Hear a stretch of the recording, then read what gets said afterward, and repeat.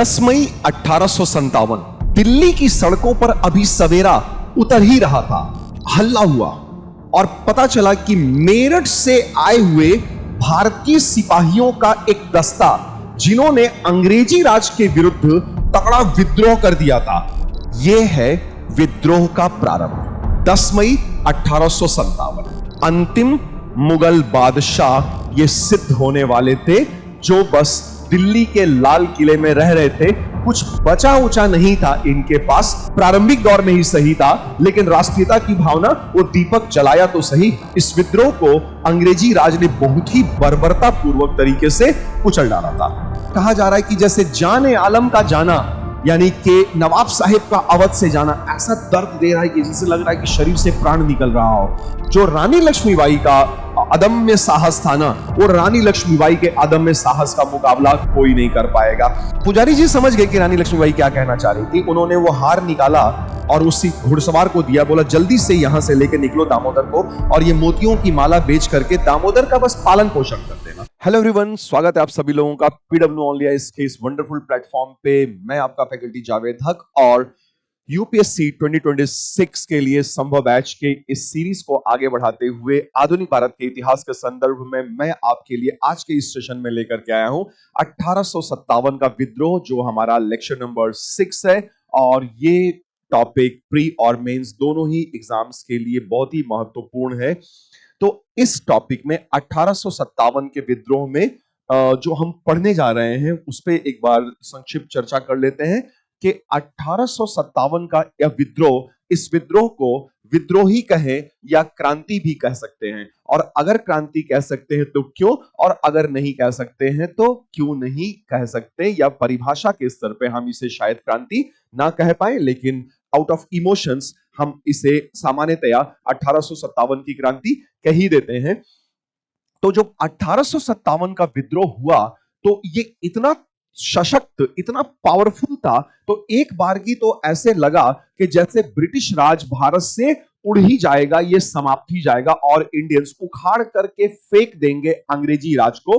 पर अफसोस ऐसा नहीं हुआ। ठीक है, तो हम देखेंगे कि 1857 के विद्रोह की पृष्ठ भूमि क्या है।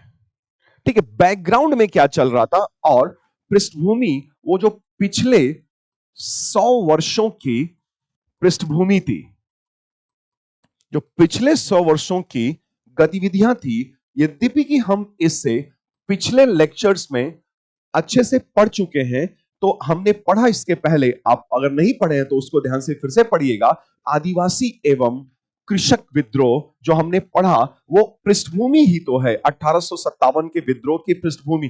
तो पृष्ठभूमि पे हम पिछले लेक्चर में चर्चा कर चुके हैं। आप चैनल को विजिट करिए, देखिए, और जो पिछले लेक्चर्स हैं उनको अच्छे से पढ़िए। इनकेस अगर आपने नहीं पढ़ा है, बाकी आप तो मेहनत कर ही रहे हैं हमारे साथ। तो पृष्ठभूमि, विद्रोह के कारण क्या थे, क्यों ये विद्रोह होता है, और अगर आप कारणों को ढूंढने निकलेंगे, हम और आप मिलकर के अगर कारण ढूंढते हैं तो हमें बहुत सारे कारण नजर आते हैं। राजनीतिक, प्रशासनिक कारण, आर्थिक, और इसके साथ साथ जो सामाजिक और सांस्कृतिक कारण है, वो उन पे चर्चा करना होगा हमें। विद्रोह में बड़ी संख्या में ब्रिटिश भारतीय सेना के तमाम भारतीय सिपाहियों ने अपने भागीदारी को सुनिश्चित किया था। क्यों किया था, क्या कारण थे, क्या ये चिंगारी जो लगी ये धार्मिक कारणों से लगी, और अगर ये धार्मिक कारणों से लगी तो ऐसा क्या हुआ कि फिर ये राजनीतिक कारणों में बदलने लगा, कि धर्म को लेकर के प्रारंभ हुआ जो लड़ाई था, वो आजादी की लड़ाई में कैसे तब्दील हो गया। सिपाही चाहते क्या थे, उनकी मनोदशा क्या थी उस वक्त, उनके दिमाग में, दिल दिमाग में क्या उमड़ घुमड़ रहा था, क्यों उन्होंने विद्रोह किया, और फिर जब विद्रोह धार्मिक कारणों से हुआ तो फिर ये आजादी की लड़ाई में कैसे टर्न हो रहा है। तो कारणों पे हम चर्चा करेंगे। ठीक है, विद्रोह के असफलता के कारण, तो क्या सचमुच में यह विद्रोह असफल हो गया, या तात्कालिक लक्ष्य की प्राप्ति में असफल हो गया और दूरगामी लक्ष्य प्राप्त कर गया। तो असफलता जब हम देख रहे हैं तो हम शॉर्ट टर्म में जो इसके अचीवमेंट्स है उसको देख रहे हैं कि तात्कालिक लक्ष्यों की प्राप्ति जैसे कि अंग्रेजी राज को भारत से उखाड़ फेंक देने में यह फेल कर जाता है, तो उस संदर्भ में असफलता हम इसे कह रहे हैं। दीर्घकाल के जो प्रभाव हैं उसमें यह विद्रोह असफल नहीं रहा है। तो असफलता के कारण, इन कारणों की समीक्षा हमें करनी होगी, ढूंढना पड़ेगा कि क्या ऐसा हुआ कि असफल हो गए। और इस विद्रोह का जो असफलता के बाद हम इसको देखेंगे कि इसका नेचर क्या था, इस विद्रोह की प्रकृति क्या थी। तो विद्रोह की प्रकृति, तो कोई इतिहासकार इसे, मुख्यतः साम्राज्यवादी इतिहासकार इसे कहेंगे कि ये सिपाही विद्रोह था, या ये मुसलमानों और हिंदुओं का मिला जुला षड्यंत्र था जो उन्होंने अंग्रेजी राज के विरुद्ध किया था, या कुछ अंग्रेज इतिहासकार कहेंगे कि ये गोरे और काले लोगों के बीच की लड़ाई थी।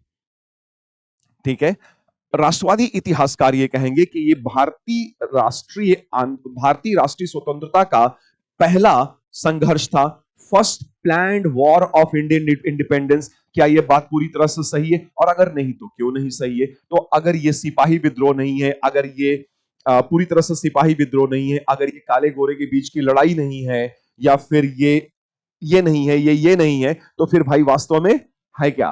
क्या इसका मूल चरित्र था? क्या उसका मूल प्रकृति थी? तो वो मूल प्रकृति भी हमें ढूंढ के निकालने पड़ेगी, विद्रोह की प्रकृति, और इस विद्रोह का ओवरऑल क्या इंपैक्ट पड़ता है, क्या प्रभाव आता है, और कौन कौन सी नीतियां थी अंग्रेजों की जो बदल जाती हैं इस विद्रोह के होने के बाद।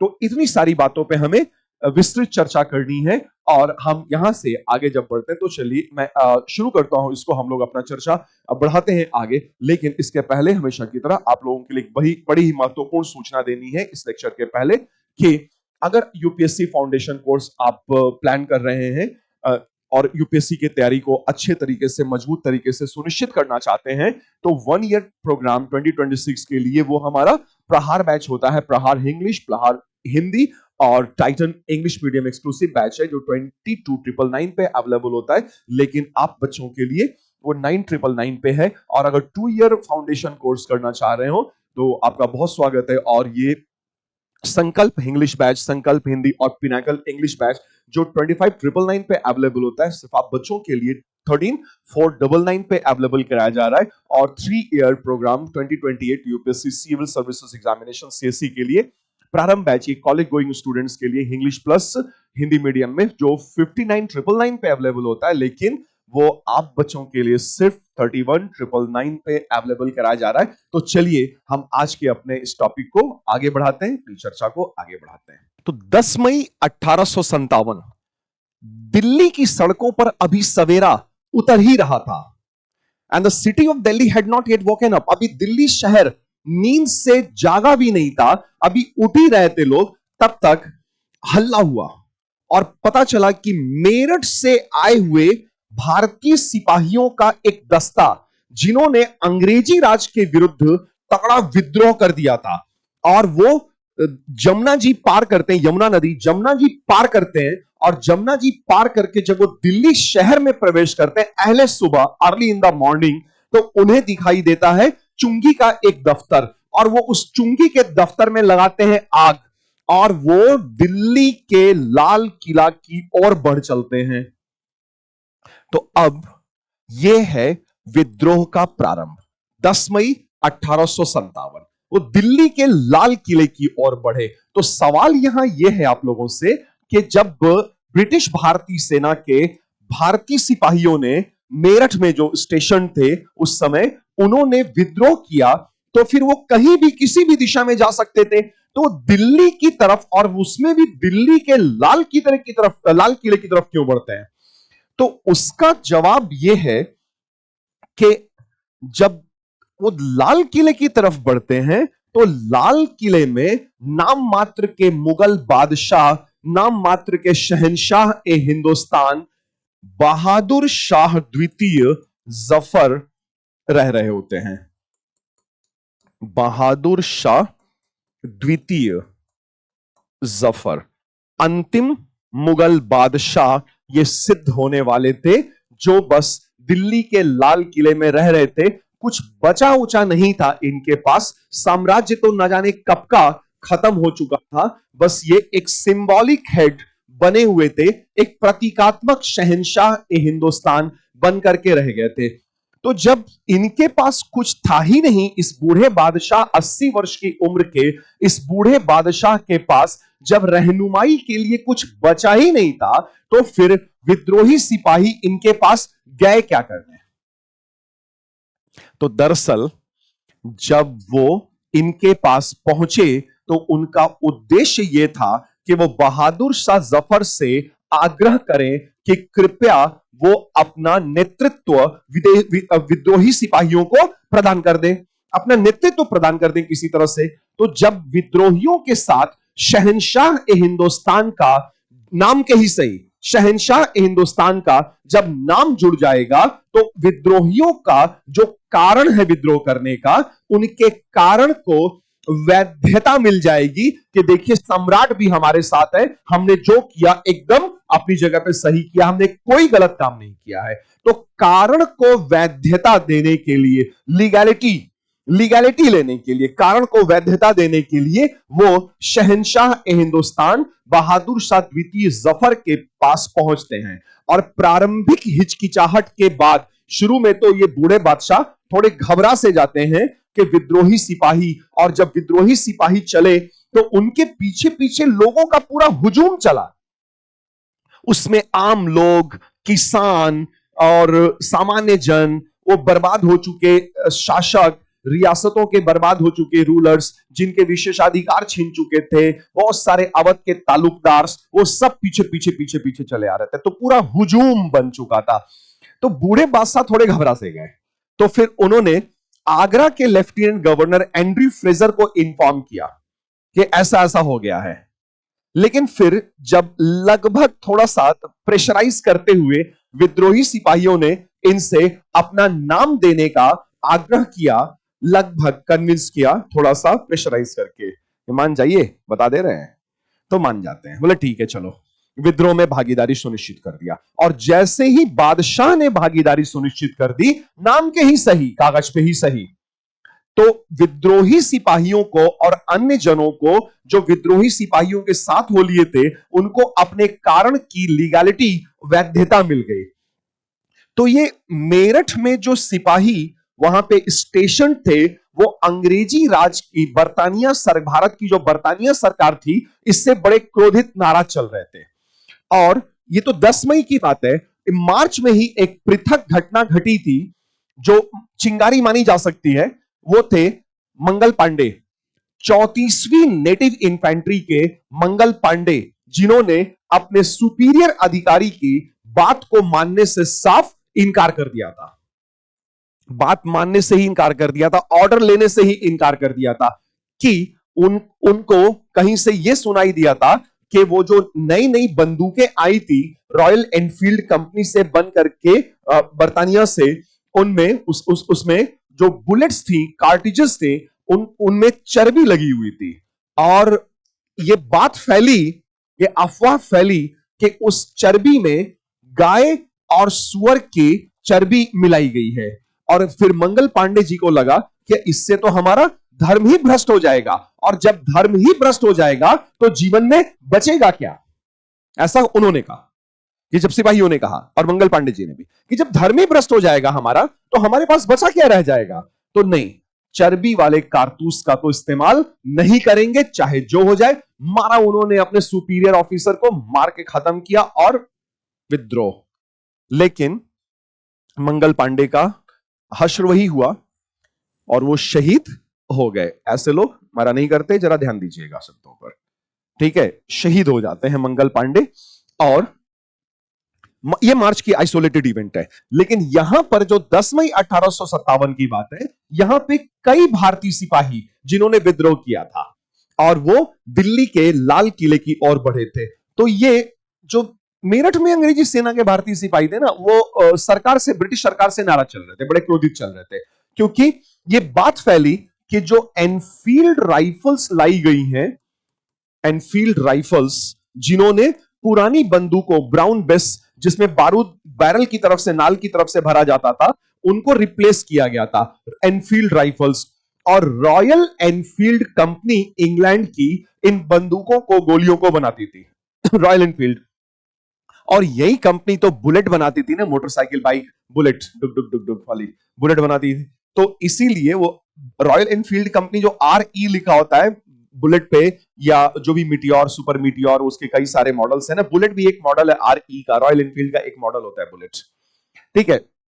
तो रॉयल एनफील्ड को बाद में आइशर मोटर्स ने खरीद लिया, इंडिया की आइशर मोटर्स ने खरीद लिया। ठीक है ना। तो वो बुलेट बनाते हैं। तो बुलेट का मतलब बुलेट, गोली, मेड लाइक अ गन। जब बुलेट चले तो दुनिया रास्ता दे। ठीक है। तो रॉयल एनफील्ड कंपनी वो बना रही थी बंदूकें, और उनमें जो कारतूस थे, उनमें ये बात फैली, सिपाहियों के मध्य ये बात अफवाह के रूप में फैली कि चर्बी, इसमें चर्बी लगी हुई है, और गाय और सुअर की चर्बी लगी हुई है। अब गाय तमाम हिंदू सिपाहियों के लिए, या बहुत सारे लोगों के लिए पवित्र पशु, और सुअर को अपवित्र मानते मुसलमान सिपाही। तो अब ये दोनों पक्ष के धार्मिक भावनाएं बुरी तरीके से आहत हो रही थी, और उस समय तो लोग और भी बहुत ज्यादा धर्म कर्म से जुड़े हुए रहते थे। तो उन्हें लगा कि यार हमारा तो धर्म ही भ्रष्ट हो जाएगा, और जब धर्म भ्रष्ट हो जाएगा तो हमारे पास बचेगा क्या। तब उन्होंने विद्रोह का झंडा बुलंद कर दिया, और यहां से जो स्पार्क मिला, चिंगारी मिली, और जो पहले से बारूद का ढेर तैयार था मन ही मन में, जो सुलग रहा था गुस्सा इंडियंस का, वो बारूद के ढेर, उसको जो स्पार्क मिला ना, तो एक के बाद एक के बाद एक विद्रोह हुआ और विस्फोट हुआ। और ऐसा लगा कि उन विस्फोटों में भारत से अंग्रेजी राज उड़ जाएगा, और तकरीबन तकरीबन उड़ने ही वाला था कि फिर बहुत सारे कारणों से यह विद्रोह असफल हो जाता है।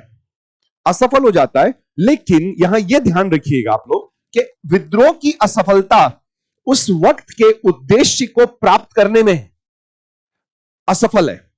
कि क्या चाहते थे हमारे विद्रोही? हमारे विद्रोही चाहते थे कि भारत से अंग्रेजी राज को उखाड़ के फेंक दिया जाए, लेकिन वो ऐसा ना कर सके। अफसोस कि वो ऐसा ना कर सके, ऐसा नहीं हो पाया। तो इस मायने में यह विद्रोह असफल कहलाता है। लेकिन अगर आप इसके दीर्घ काल के कॉन्ट्रीब्यूशंस, दीर्घ काल के योगदान को देखेंगे, तो यह विद्रोह कतई कोई असफल विद्रोह नहीं रहा है, यह सफल विद्रोह रहा है। और इसने ना केवल भारतीयों को राष्ट्रीयता का पाठ पढ़ाया, भारतीयों में थोड़ा थोड़ा ही सही, प्रारंभिक दौर में ही सही था, लेकिन राष्ट्रीयता की भावना, वो दीपक जलाया तो सही, और सिर उठा के लड़ना और चलना तो सिखाया। और एक इतिहासकार के शब्दों में कहें तो विद्रोहियों ने हमें हमारी मर्दानगी वापस दिलाई कि सर उठा के जिएंगे, सर उठा के जिएंगे, सर कटा लेंगे लेकिन झुकाएंगे नहीं। तो यहां से शुरुआत हो रही है उस चिंगारी की, जिसकी आग में तकरीबन तकरीबन अंग्रेजी राज झुलस ही गया था। लेकिन फिर कई कारण हुए, तात्कालिक लक्ष्य की प्राप्ति में असफल हो रहा विद्रोह ये रहा, और इस विद्रोह को अंग्रेजी राज ने बहुत ही बर्बरता पूर्वक तरीके से कुचल डाला था। तो तात्कालिक लक्ष्य नहीं मिल पाया। अब हम आगे देखते हैं इसमें कि विद्रोह की शुरुआत होती कैसे है, मतलब पैटर्न क्या है इसका, पैटर्न क्या है। तो जब शुरुआत हो रही है तो विद्रोही बंदूक लिए धाए धाए धाए धाए हवा में गोलियां चलाई। ठीक है। तो विद्रोह शुरू होता है हवा में गोलियां चलाने से, और वो जो भोंपू नहीं था युद्ध की दुंदुभी, बिगुल, बिगुल पे पे पे में जो बजता है, बिगुल बजाने से शुरुआत होता है। तो विद्रोहियों ने शस्त्रागारों पर कब्जा जमाया। शस्त्रागार होता है ऐसे, ऐसा कमरा, ऐसी जगह जहां पे बंदूकें और गोलियां रखी जाती है। तो विद्रोहियों ने बेल ऑफ आर्म्स कहते हैं इनको अंग्रेजी में, बेल ऑफ आर्म्स,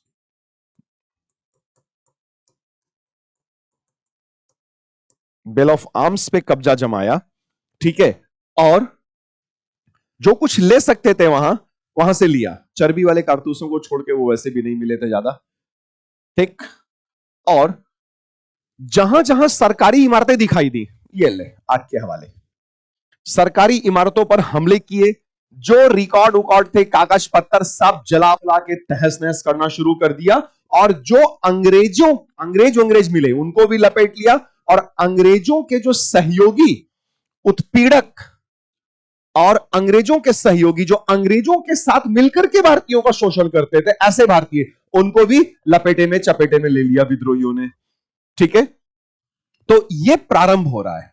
और जब विद्रोहियों ने यह प्रारंभ किया विद्रोह, तो आपस में समन्वय कैसे, कोऑर्डिनेशन, प्लानिंग और कोऑर्डिनेशन कैसे किया, संचार की लाइन, अपना लाइन ऑफ कम्युनिकेशन कैसे स्टैब्लिश किया। तो इन्होंने जो लाइन ऑफ कम्युनिकेशन स्टैब्लिश किया वो बहुत इंटरेस्टिंग था। हालांकि कुछ कुछ के बारे में तो हमें पूरी जानकारी भी उपलब्ध नहीं है लाइन ऑफ कम्युनिकेशन में। तो ये एक स्थान से दूसरे स्थान जाते, एक स्थान से दूसरे स्थान जाते।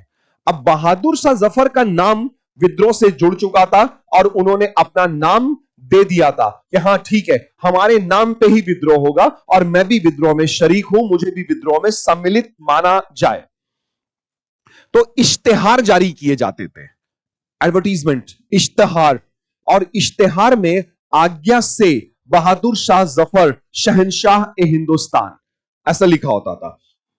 और स्थानीय लोगों से, स्थानीय शासकों के, भूतपूर्व शासकों से, राजे रजवाड़ों नवाबों से तमाम अपील की जाने लगी थी कि कृपया आप लोग विद्रोह में शामिल होइए और आने वाली नस्लों को बचाइए, वरना सब कुछ खत्म कर देंगे ये अंग्रेज। तो वो एक स्टेशन से दूसरे स्टेशन को मूव करते, एक स्थान से दूसरे स्थान को जाते, रात्रि में छुप करके अंधेरे में वो पंचायतों का आयोजन करते और गांव वालों से सलाह मशविरा करके उनका समर्थन प्राप्त करने की कोशिश करते, उनका प्रयास करके। और समन्वय के, आपस में कोऑर्डिनेशन के कुछ और भी तौर तरीके इन लोगों ने ढूंढे, जैसे, जिसके बारे में कुछ बहुत खास तो नहीं पता हमें, जैसे एक है इसी में कमल और चपाती।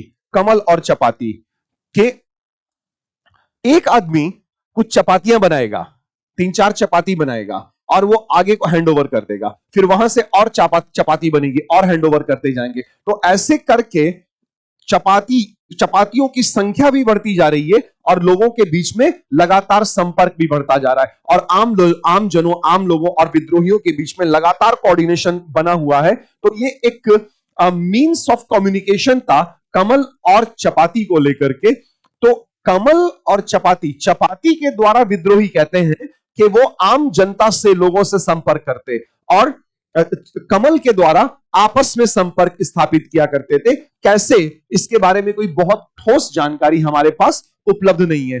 तो संचार की लाइनें, योजना, समन्वय, आपसी संपर्क, यहां से शुरुआत होती है। ठीक है, और जब विद्रोही सिपाहियों और आम बहुत सारे लोगों ने, तमाम जनों ने जो विद्रोह किया, तो हम पहले ये देख लेते हैं, इसके पहले कि हम विद्रोह के कारणों पर चर्चा करें या कारणों की समीक्षा करें, पहले हम ये देख लेते हैं कि कहां कहां विद्रोह हुआ, इसके मुख्य मुख्य केंद्र क्या थे और कौन कौन से इनके नेतृत्व करता थे।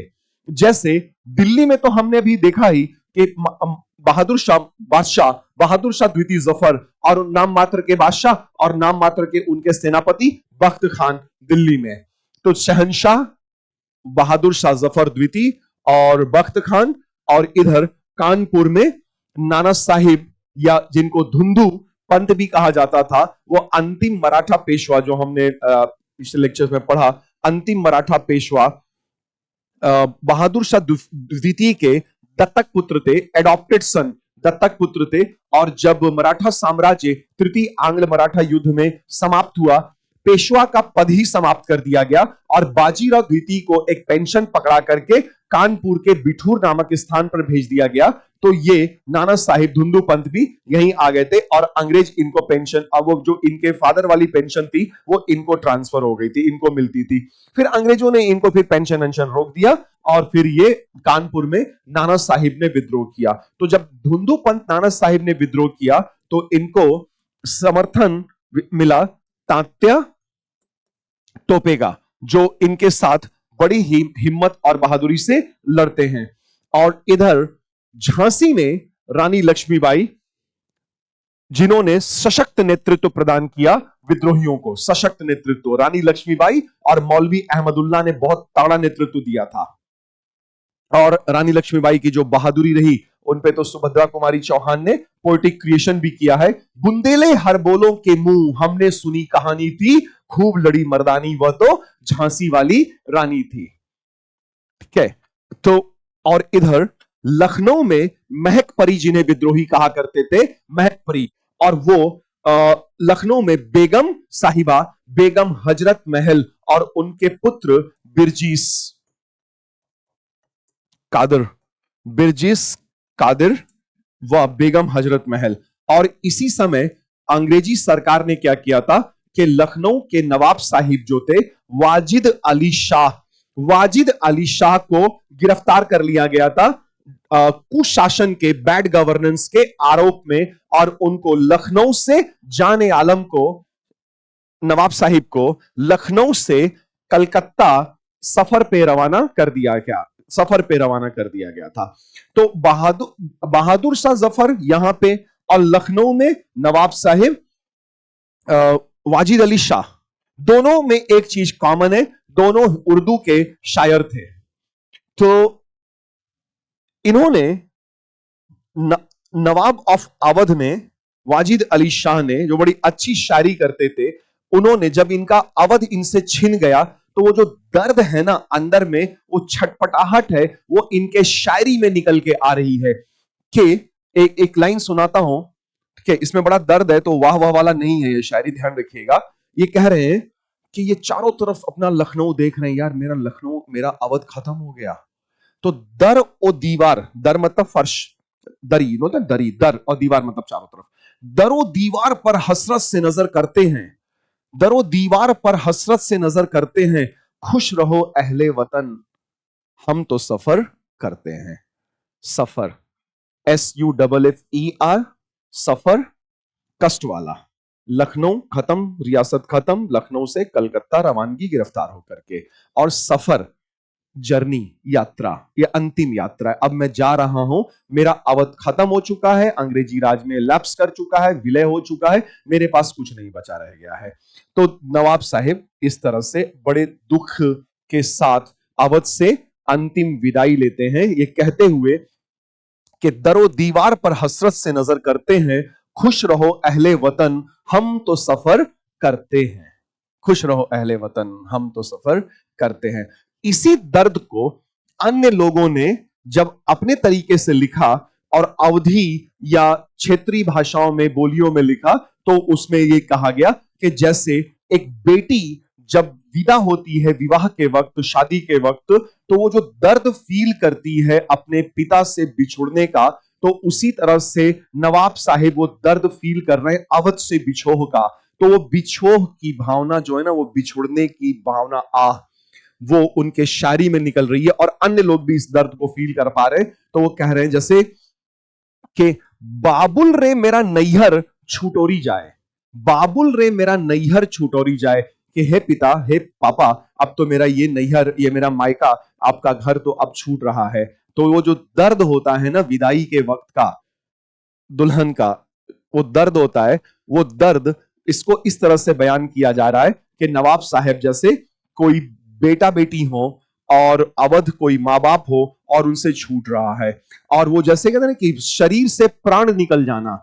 तो कहा जा रहा है कि जैसे जाने आलम का जाना, यानी कि नवाब साहिब का अवध से जाना ऐसा दर्द दे रहा है कि जैसे लग रहा है कि शरीर से प्राण निकल रहा हो, कि जाने आलम जा रहे हैं। और अवध नवाब बुरे नहीं थे, ठीक ठाक थे, अंग्रेजों ने उन्हें बुरा साबित किया तो रणनीति के तहत। और जब वाजिद अली शाह जा रहे हैं ये कानपुर से, लखनऊ से कानपुर वाया कानपुर फिर कलकत्ता की तरफ, तो लोग 70-75 किलोमीटर कानपुर तक, लखनऊ से कानपुर तक तकरीबन 75 किलोमीटर के आसपास पड़ता है सड़क मार्ग से, वो विदाई देने, वो विदा करने, वो दूर तक लोग रोते बिलखते चले गए थे कि नवाब साहिब जा रहे हैं, जाने आलम जा रहे हैं, जैसे शरीर से प्राण निकल गया हो, इस तरह से वो दर्द। ठीक है, तो ये लखनऊ में। अब जब वाजिद अली शाह चले गए तो विद्रोह का नेतृत्व अब बेगम साहिबा ने किया, बेगम हजरत महल और बिरजिस कादर। इधर बिहार में बाबू कुंवर सिंह और बाबू अमर सिंह, बिहार में आरा जगदीशपुर रियासत पड़ता पटना से थोड़ा पहले, और इन लोगों के जो प्रिविलेजेस थे, रॉयल प्रिविलेजेस, विशेषाधिकार, वो अंग्रेजी राज ने छीन लिया था। और जैसे ही विद्रोह हुआ तो उन्होंने उस क्षेत्र में विद्रोहियों को, दोनों भाइयों ने, जबकि थोड़ा एज में ज्यादा थे, मेच्योर एज के थे, फिर भी इन्होंने सशक्त नेतृत्व प्रदान किया। लेकिन जो रानी लक्ष्मीबाई का अदम्य साहस था ना, वो रानी लक्ष्मीबाई के अदम्य साहस का मुकाबला कोई नहीं कर पाएगा। कि जब ये लड़ रही थी रानी लक्ष्मीबाई, तो पुस्तकों में बताया जाता है कि रानी लक्ष्मीबाई जब लड़ रही थी तो दोनों हाथ से तलवार चला रही थी। और तब तक, और वो जो उनका दत्तक पुत्र था, बेटा दत्तक पुत्र, वो दामोदर उनके पीछ में बढ़ा हुआ, आपने देखा होगा वो पोस्टर्स में, स्केचिंग में वगैरह वगैरह। तो उनको कंधे में एक बहुत तेज चुभन महसूस हुआ, घोड़े पे हैं वो, कंधे में बहुत तेज चुभन महसूस हुआ। तो उन्होंने देखा तो एक अंग्रेज सिपाही ने बंदूक के ऊपर जो चाकू लगा होता है ना लंबा सा, वो घोंप दिया था और वो आर पार ब्लीडिंग होने लगा। उसके बाद भी रानी लक्ष्मीबाई, कोई बात नहीं, ये जख्मी है ना, एक हाथ बचा हुआ है, उसी से लड़ना शुरू कर दिया। और थोड़ी थोड़ी समय के बाद फिर दाहिनी तरफ पसलियों में बहुत तेज झटका लगा रानी लक्ष्मीबाई को, लगभग लगभग वो घोड़े से गिरते हुए, और लगाम दांत में पकड़ रखा, पीठ पे दामोदर भी है दत्तक पुत्र। तो झटका लगा रानी लक्ष्मीबाई को, गिरते गिरते बची, तो गोली लग गई थी, अंग्रेज ने गोली मार दिया था। और इसके बाद भी लड़ रही हैं। अदम्य साहस, पता नहीं कैसे लोग थे ये लोग, नहीं समझ में आता है कहां से इतना जोश जुनून जज्बा लाते थे। और एक पढ़ाई नहीं हो पा रही है लोगों से, ठीक है, और एक वो लोग थे जो न जाने कितने लोगों के लिए प्रेरणा स्रोत बन जाते हैं। तो उसके बाद क्या हुआ ना कि एक तलवार मार दी अंग्रेज सिपाही ने, तलवार मारा ना तो सिर फट गया। तो एक घुड़सवार ने जल्दी से रानी लक्ष्मीबाई और दामोदर को अपने घोड़े पे शिफ्ट किया और तेजी से लेके वहां से निकला। और एक छोटी सी झांसी में पहाड़ी, छोटी सी पहाड़ी थी, पहाड़ी पे एक मंदिर था, जल्दी से लेके वो मंदिर की तरफ गया। रानी लक्ष्मीबाई को उतारा गया, लिटा दिया गया, मुख्य पुजारी जी गंगा जल दौड़ के ले आए और रानी लक्ष्मीबाई के मुंह में गंगा जल डाला गया। तो वो हार निकाल रही थी, मोतियों का हार पहन रखा था, ऐसे निकाला तो हार छूट गया। और रानी लक्ष्मीबाई, याद रखिएगा, शहीद, मरना नहीं बोलते ना, शहीद हो गई, रानी लक्ष्मीबाई शहीद हो जाती है। तो पुजारी जी समझ गए कि रानी लक्ष्मीबाई क्या कहना चाह रही थी। उन्होंने वो हार निकाला और उसी घुड़सवार को दिया, बोला जल्दी से यहां से लेके निकलो दामोदर को, और ये मोतियों की माला बेच करके दामोदर का बस पालन पोषण कर देना, तुम्हारा ये ड्यूटी रहेगा, एहसान रहेगा। तो वो चला जाता है, तब तक अंग्रेज आ जाते हैं, वो पूरा मंदिर घेर लेते हैं और फायरिंग खोल देते हैं और सारे पुजारियों को मार दिया जाता है। तो इस अदम्य साहस और वीरता से वहां पे लड़ाई लड़ी गई थी झांसी में। तभी तो सुभद्रा कुमारी चौहान ने लिखा ना, बुंदेले हर बोलों के मुंह हमने सुनी कहानी थी, खूब लड़ी मर्दानी वह तो झांसी वाली रानी थी। ठीक है, तो अन्य, तो ये लोग तो लेकिन रूलिंग क्लास है, रूलिंग क्लास है, लेकिन रूलिंग क्लास के अलावा भी तो बहुत लोग थे जो साधारण पुरुष थे, साधारण स्त्रियां, धार्मिक प्रवृत्ति के लोग भी थे। तो जैसे मेरठ में एक फकीर बाबा थे, मौलवी साहब लोग। तो इस विद्रोह में मौलवी लोगों का बड़ा जबरदस्त योगदान रहा कि विद्रोह दरअसल पर्यायवाची बन गया मौलवियों का, और मौलवी पर्यायवाची बन गए विद्रोह का। कि अगर उस जमाने में कोई अंग्रेज जा रहा हो और उसके पीछे जाके मौलवी बोल दीजिए तो उचक जाएगा, कहां मौलवी, किधर मौलवी, ऐसे हो जाएगा डर के मारे। तो बड़ा सशक्त तरीके से मौलवियों ने अपने आप को विद्रोह में समर्पित किया था। हालांकि उनके सोचने का तरीका थोड़ा सा अलग था, वो मैं भी बताता हूं। तो इधर लखनऊ में एक बड़े प्रभावशाली धार्मिक शिक्षक थे, मौलवी अहमदुल्ला शाह।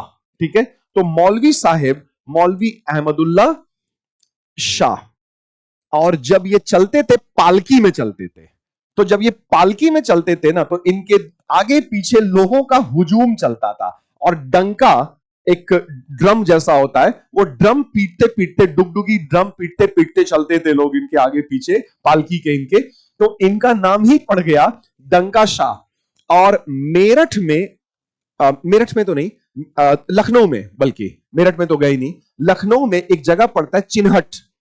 तो चिन्हट के युद्ध में मौलवी साहब ने सशक्त प्रतिरोध दिखाया था अंग्रेजों को, पूरी औकात दिखा दी थी अंग्रेजों को डंका शाह ने। और अहमदुल्ला शाह नाम था उनका।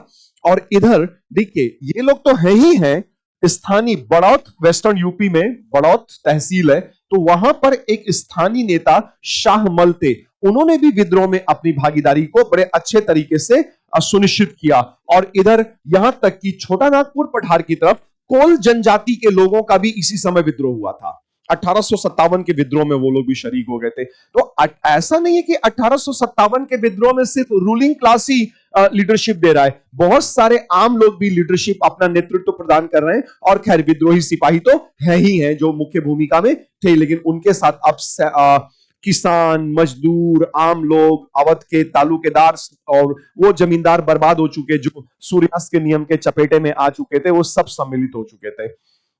और ऐसा लगने लगा कि देश आजाद होने वाला था, लेकिन कहा ना अफसोस रह जाता है कुछ। तो अफवाहें और भविष्यवाणियां काम कर रही थी, अफवाहें और भविष्यवाणियां काम कर रही थी। और यहां ये ध्यान दीजिएगा मेरी बात पर कि जब विद्रोह प्रारंभ हुआ, जब विद्रोह प्रारंभ हुआ तो इसका जो मूल कारण था शुरुआती दौर में, जो शुरुआती दौर का कारण था वो धार्मिक कारण था, धार्मिक कारण। तो धर्म को लेकर प्रारंभ हुआ युद्ध, धर्म को लेकर प्रारंभ हुआ युद्ध अंततः आजादी की लड़ाई में तब्दील हो गया। धर्म को लेकर प्रारंभ हुआ युद्ध अंततः आजादी की लड़ाई में तब्दील हो गया।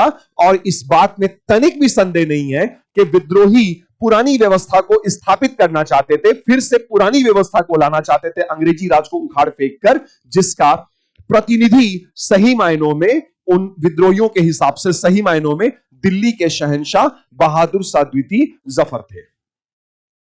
तो धर्म को लेकर के प्रारंभ होता है और फिर इसके मूल कारणों पे आते हैं। तो स्पार्क कहां लगा, स्पार्क किसने दिया? धार्मिक कारणों ने दिया। तो जो न्यूली इंट्रोड्यूस एनफील्ड राइफल से जिनके लिए ग्रीस कार्टिजेस, चर्बी वाले कारतूस लाए गए थे, वो जो बात फैली, अफवाह फैली, ठीक है ना, कि उनमें गायों और सुअरों की चर्बी मिलाई गई है, जिनसे सिपाहियों को धर्म भ्रष्ट होने का खतरा हो गया था। और सिपाही कह रहे हैं कि अगर धर्म ही भ्रष्ट हो गया तो बचेगा क्या? तो व्हाट एग्जैक्टली द सिपाहीज wanted in the beginning phase of the revolt? क्या शुरुआती दौर में विद्रोही चाह रहे थे? शुरुआती दौर में विद्रोही अपने धार्मिक कारणों से आए थे, लेकिन बाद में आगे बढ़ते बढ़ते फिर वो कि लगो चलो इसी हाथ तो देश को आजाद ही, अंग्रेजी राज से आजाद ही करा डालते हैं अपने क्षेत्र या अपने देश को। तो एक कारण ये चर्बी वाले कारतूस, न्यूली इंट्रोड्यूस एनफील्ड राइफल्स वाला जो बात फैला। दूसरा, यह बात सिपाहियों के बीच में फैली कि अंग्रेजी सरकार भारतीय सिपाहियों के जो आटे में, जो आटा रोटी बना के मिल रहा था, जो आटा था, आटे में इन्होंने गाय और सुअर की हड्डियों का चूरा, बोन डस्ट, चूरा मिलाना शुरू कर दिया था। यह अफवाह थी, लेकिन अब अफवाह जब फैलने लगी तो सिपाही इस बात को सच मानने लगे। तो गायों और सुअरों की हड्डी का चूरा, हड्डी की धूल को गेहूं आटे में मिला करके भारतीय सिपाहियों को दिया जा रहा था, यह बात फैलती है, ठीक है। और इधर नाक में दम कर रखा था धार्मिक ये मिशनरीज ने, और ये लगातार प्रयासरत रहते थे। हर काम के पीछे इनका उद्देश्य मैलाफाइड होता था, बोनाफाइड नहीं होता था कि धर्म परिवर्तन कराना, धर्म परिवर्तन कराना है। और ये सिपाहियों के बीच में जब तक चले आए, भारतीय सिपाहियों के बीच में, only Christianity is the true religion of the world, all other religions of the world are false religions, सारे दुनिया के धर्म झूठ है, एकमात्र सच्चा धर्म ईसाईयत है। वाह भाई वाह, ठीक है। तो यहां ये कारण, तो ये तीन जो कारण हमें दिख रहे हैं ना यहां फिलहाल, ये धार्मिक कारण है। तो विद्रोह का प्रारंभ धार्मिक कारणों को लेकर के हुआ। और जो पहले से बारूद का ढेर तैयार हो रखा था, तो बारूद का ढेर देखिए, बारूद के ढेर का मतलब यहां पे राजनैतिक प्लस प्रशासनिक कारण है। राजनीतिक प्लस प्रशासनिक कारण, बारूद का एक ढेर है, ठीक है। बारूद के दूसरे ढेर में काम कर रहा है सामाजिक कारण, सामाजिक, बल्कि ऐसे लिख देते हैं सामाजिक डस सांस्कृतिक,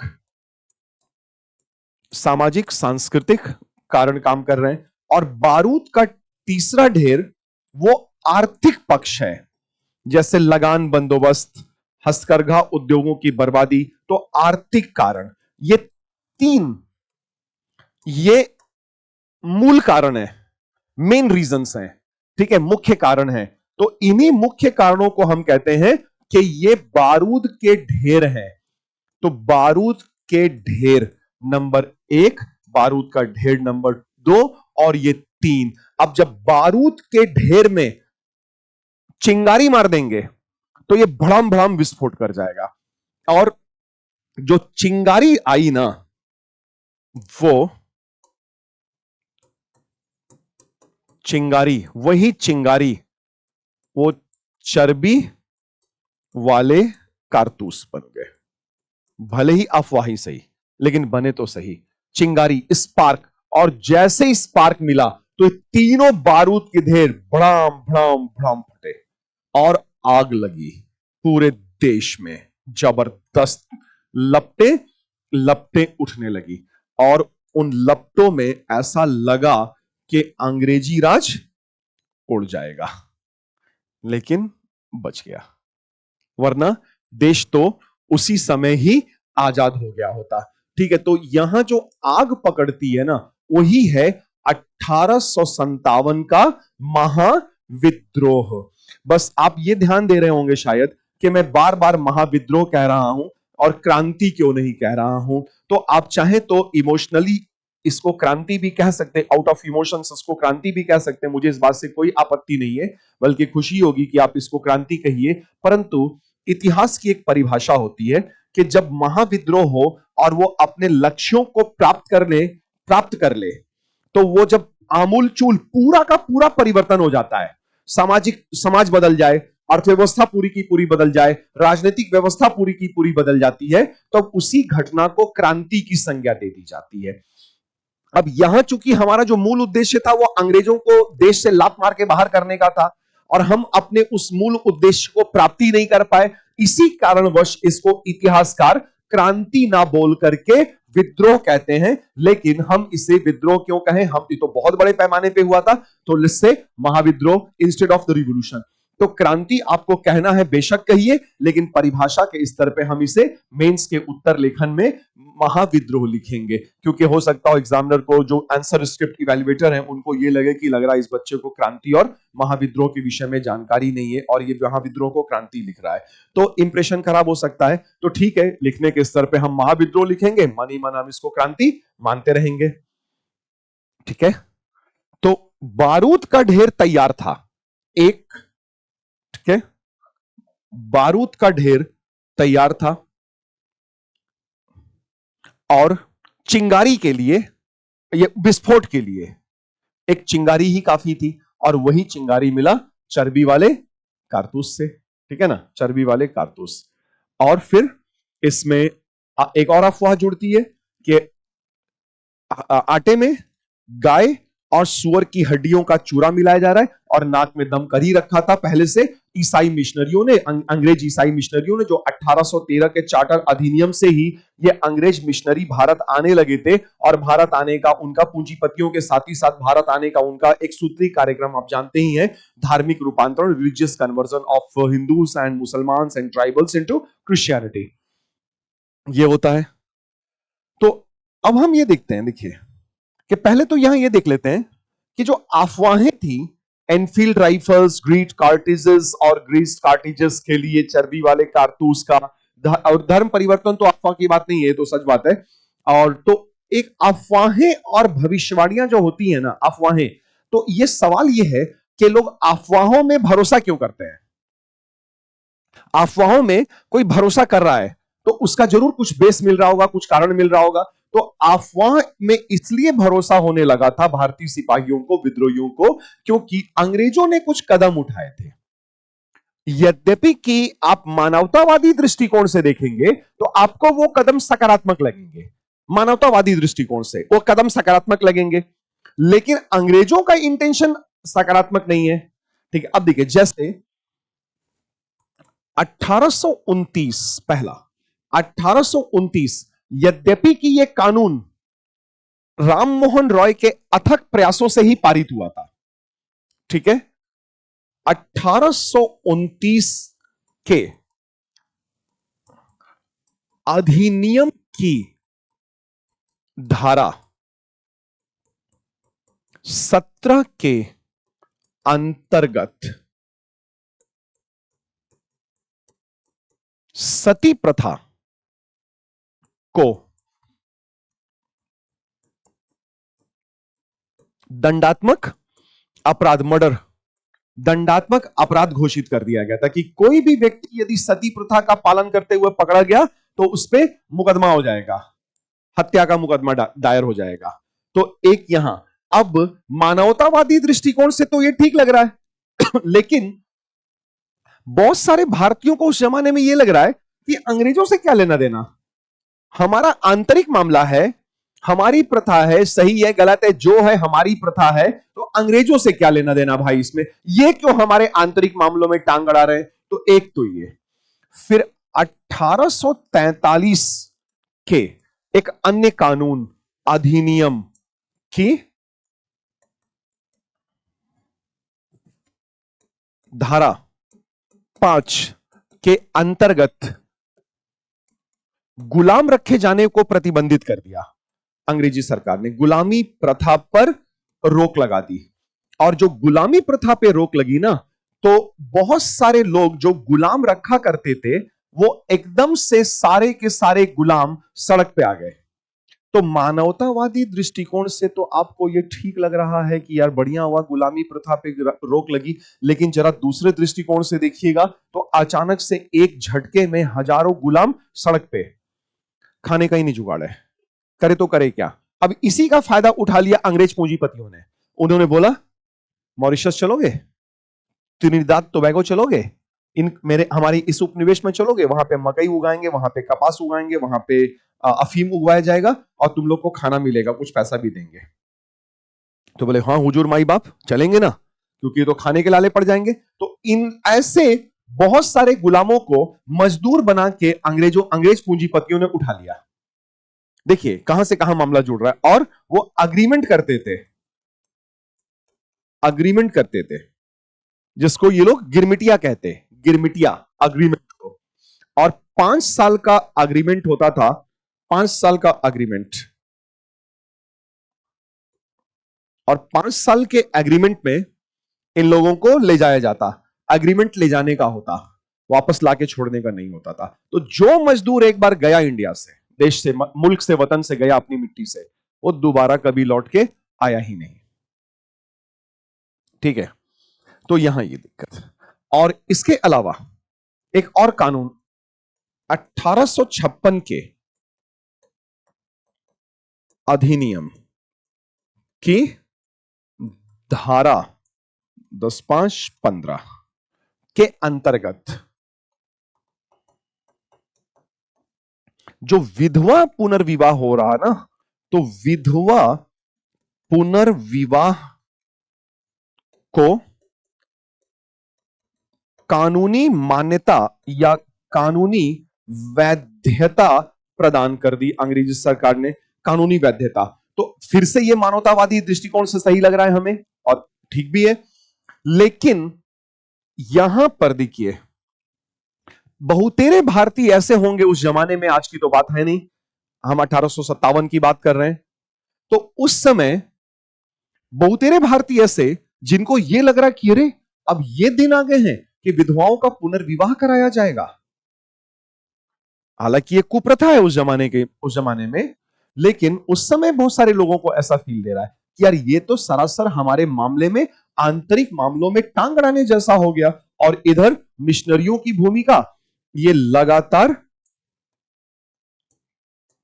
धार्मिक रूपांतरण में लगे हुए थे बड़ी संख्या में, और ब्रिटिश प्रशासन के कई नीतियां ये समस्या कर रही थी, जैसे कि धार्मिक चिन्ह, सिपाही लोग धार्मिक चिन्ह धारण नहीं कर पाएंगे, तिलक नहीं लगा पाएंगे, मुसलमान सिपाही दाढ़ी नहीं रख पाएंगे, वगैरह वगैरह, ये सब चल रहा था उस समय में। तो ये दिक्कत होगी। तो इन्हीं वजहों से जो अफवाहें उड़ रही थी ना उनको लोग सच मानने लग रहे थे। अब इसी में देखिए, जैसे 1857 के विद्रोह के एक साल पहले 1856 में, तो इस समय में एक कानून बनाया अंग्रेजों ने। कानून था सामान्य सेवा भर्ती अधिनियम। सामान्य सेवा भर्ती अधिनियम, general service enlistment act. General service enlistment act. और जनरल सर्विस एनलिस्टमेंट एक्ट में किसी भी भारतीय सिपाही को जो नया नया भर्ती हो रहा है, उसको लिखित में एक चीज देना पड़ रहा है।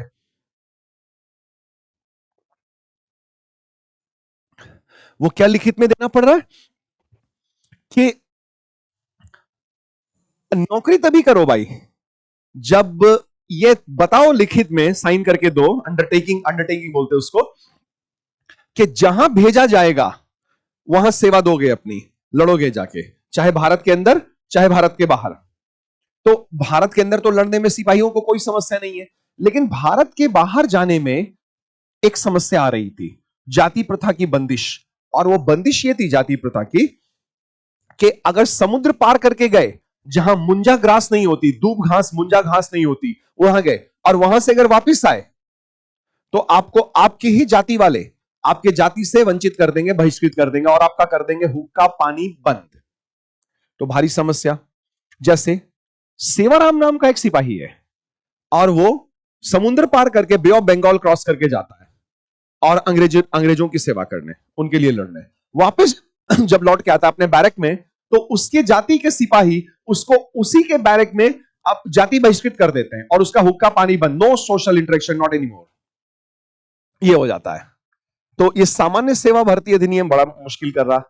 ठीक है, तो इस तरह से जब चीजें होने लगी ना, तो लोग, सिपाही, अफवाहों को, ये चर्बी वाले कारतूस, हड्डियों का चूरा आटा में मिलाए जाना, इनको सच मानने लगे। ठीक है, और ये कारण भी है, ये जो आपने लिखा, हमने देखा, ये सामाजिक कारणों में भी तो आ रहा है, सामाजिक सांस्कृतिक कारणों में आ रहा है, क्योंकि भारतीयों को, कई भारतीयों को, सभी तो नहीं, लेकिन कई भारतीयों को यह सुधार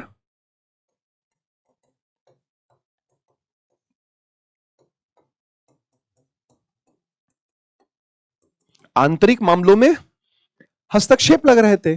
तमाम भारतीयों को यह सुधार आंतरिक मामलों में हस्तक्षेप लगने लगे थे। तो यह सामाजिक सांस्कृतिक कारण भी हो गए, धार्मिक कारण यहां पे दिख ही रहा है हमें। ठीक,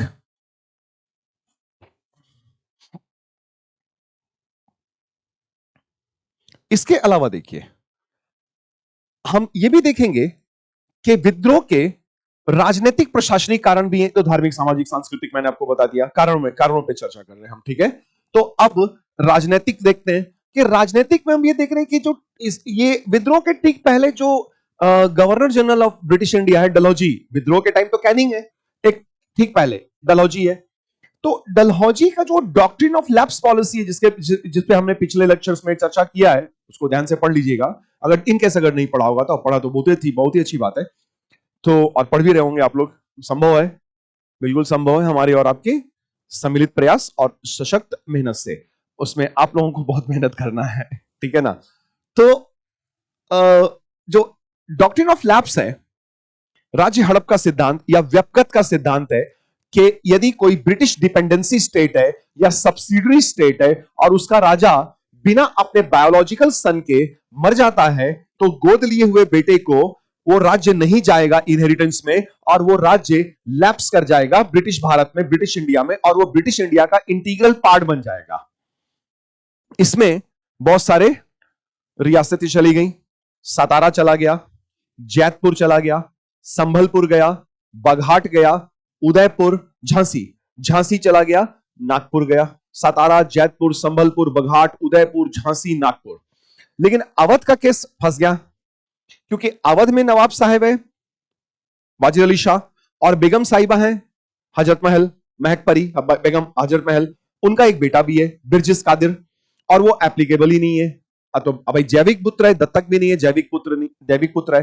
तो अब अंग्रेजों ने इसका बहाना किया कि हम अवध को इसलिए अंग्रेजी राज में मिला रहे हैं कि हमें अवध की जनता की भलाई की चिंता है, और हम अवध की जनता के शुभचिंतक हैं कि नवाब साहेब ये तो निकम्मे हैं, नकारा है, ऐसा अंग्रेज कह रहे हैं नवाब साहब के बारे में, हम और आप नहीं कह रहे हैं, ठीक है ना। अंग्रेज कह रहे हैं कि ये तो खराब शासक है, ये शासन नहीं कर रहा है। भाई ये बेचारा शासन कर ही कहां रहा था, शासन तो जब से सहायक संधि प्रणाली पे अवध ने हस्ताक्षर किया था 1798 से 1801 के आसपास, तो अवध में तो लखनऊ, राजधानी जो लखनऊ, वहां तो ब्रिटिश रेजिडेंट शासन करता था।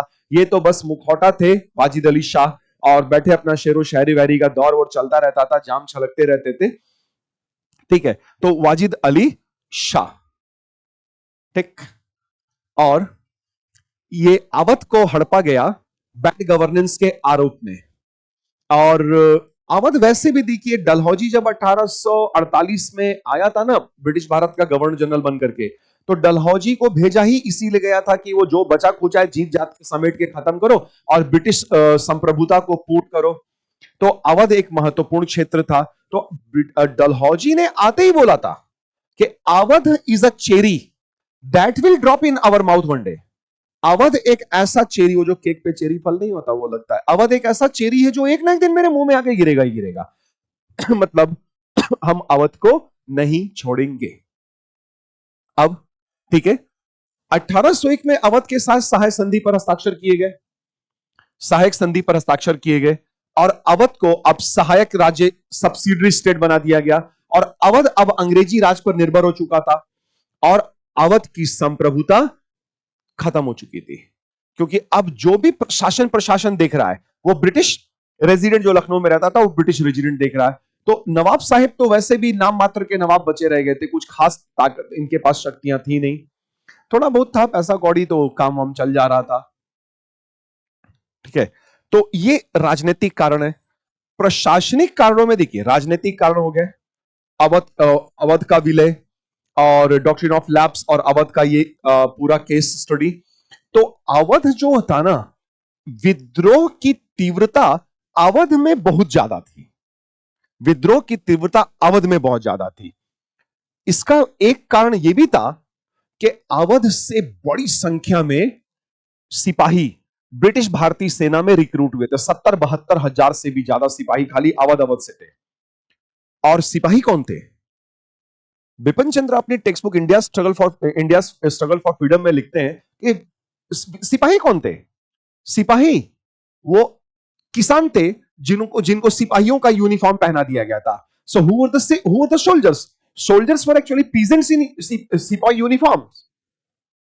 और अगर वो किसान है तो भू राजस्व प्रणाली से उनका पूरा फैमिली डिस्टर्ब है, भयानक शोषण हो रखा था घर परिवार का।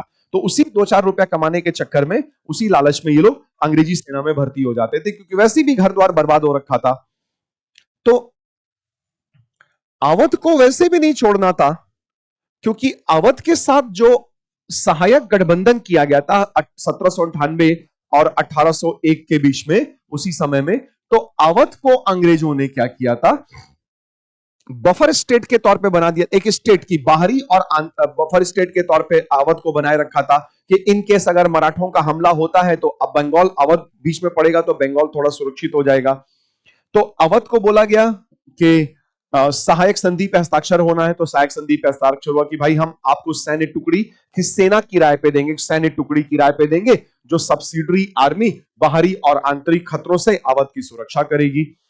अवध में एक ब्रिटिश सशक्त सैन्य टुकड़ी की तैनाती, वो जो रक्षा करने के लिए, और इधर अवध सहायक सेना, जो अवध है, अवध स्टेट, वो सहायक संधि प्रणाली के तहत जो अंग्रेजी कंपनी सहायक सेना देगी, सब्सिडरी कॉन्टिंजेंट देगी, उसका खर्चा, उसका किराया, मेंटेनेंस वो अवध के नवाब साहब देंगे, ठीक है।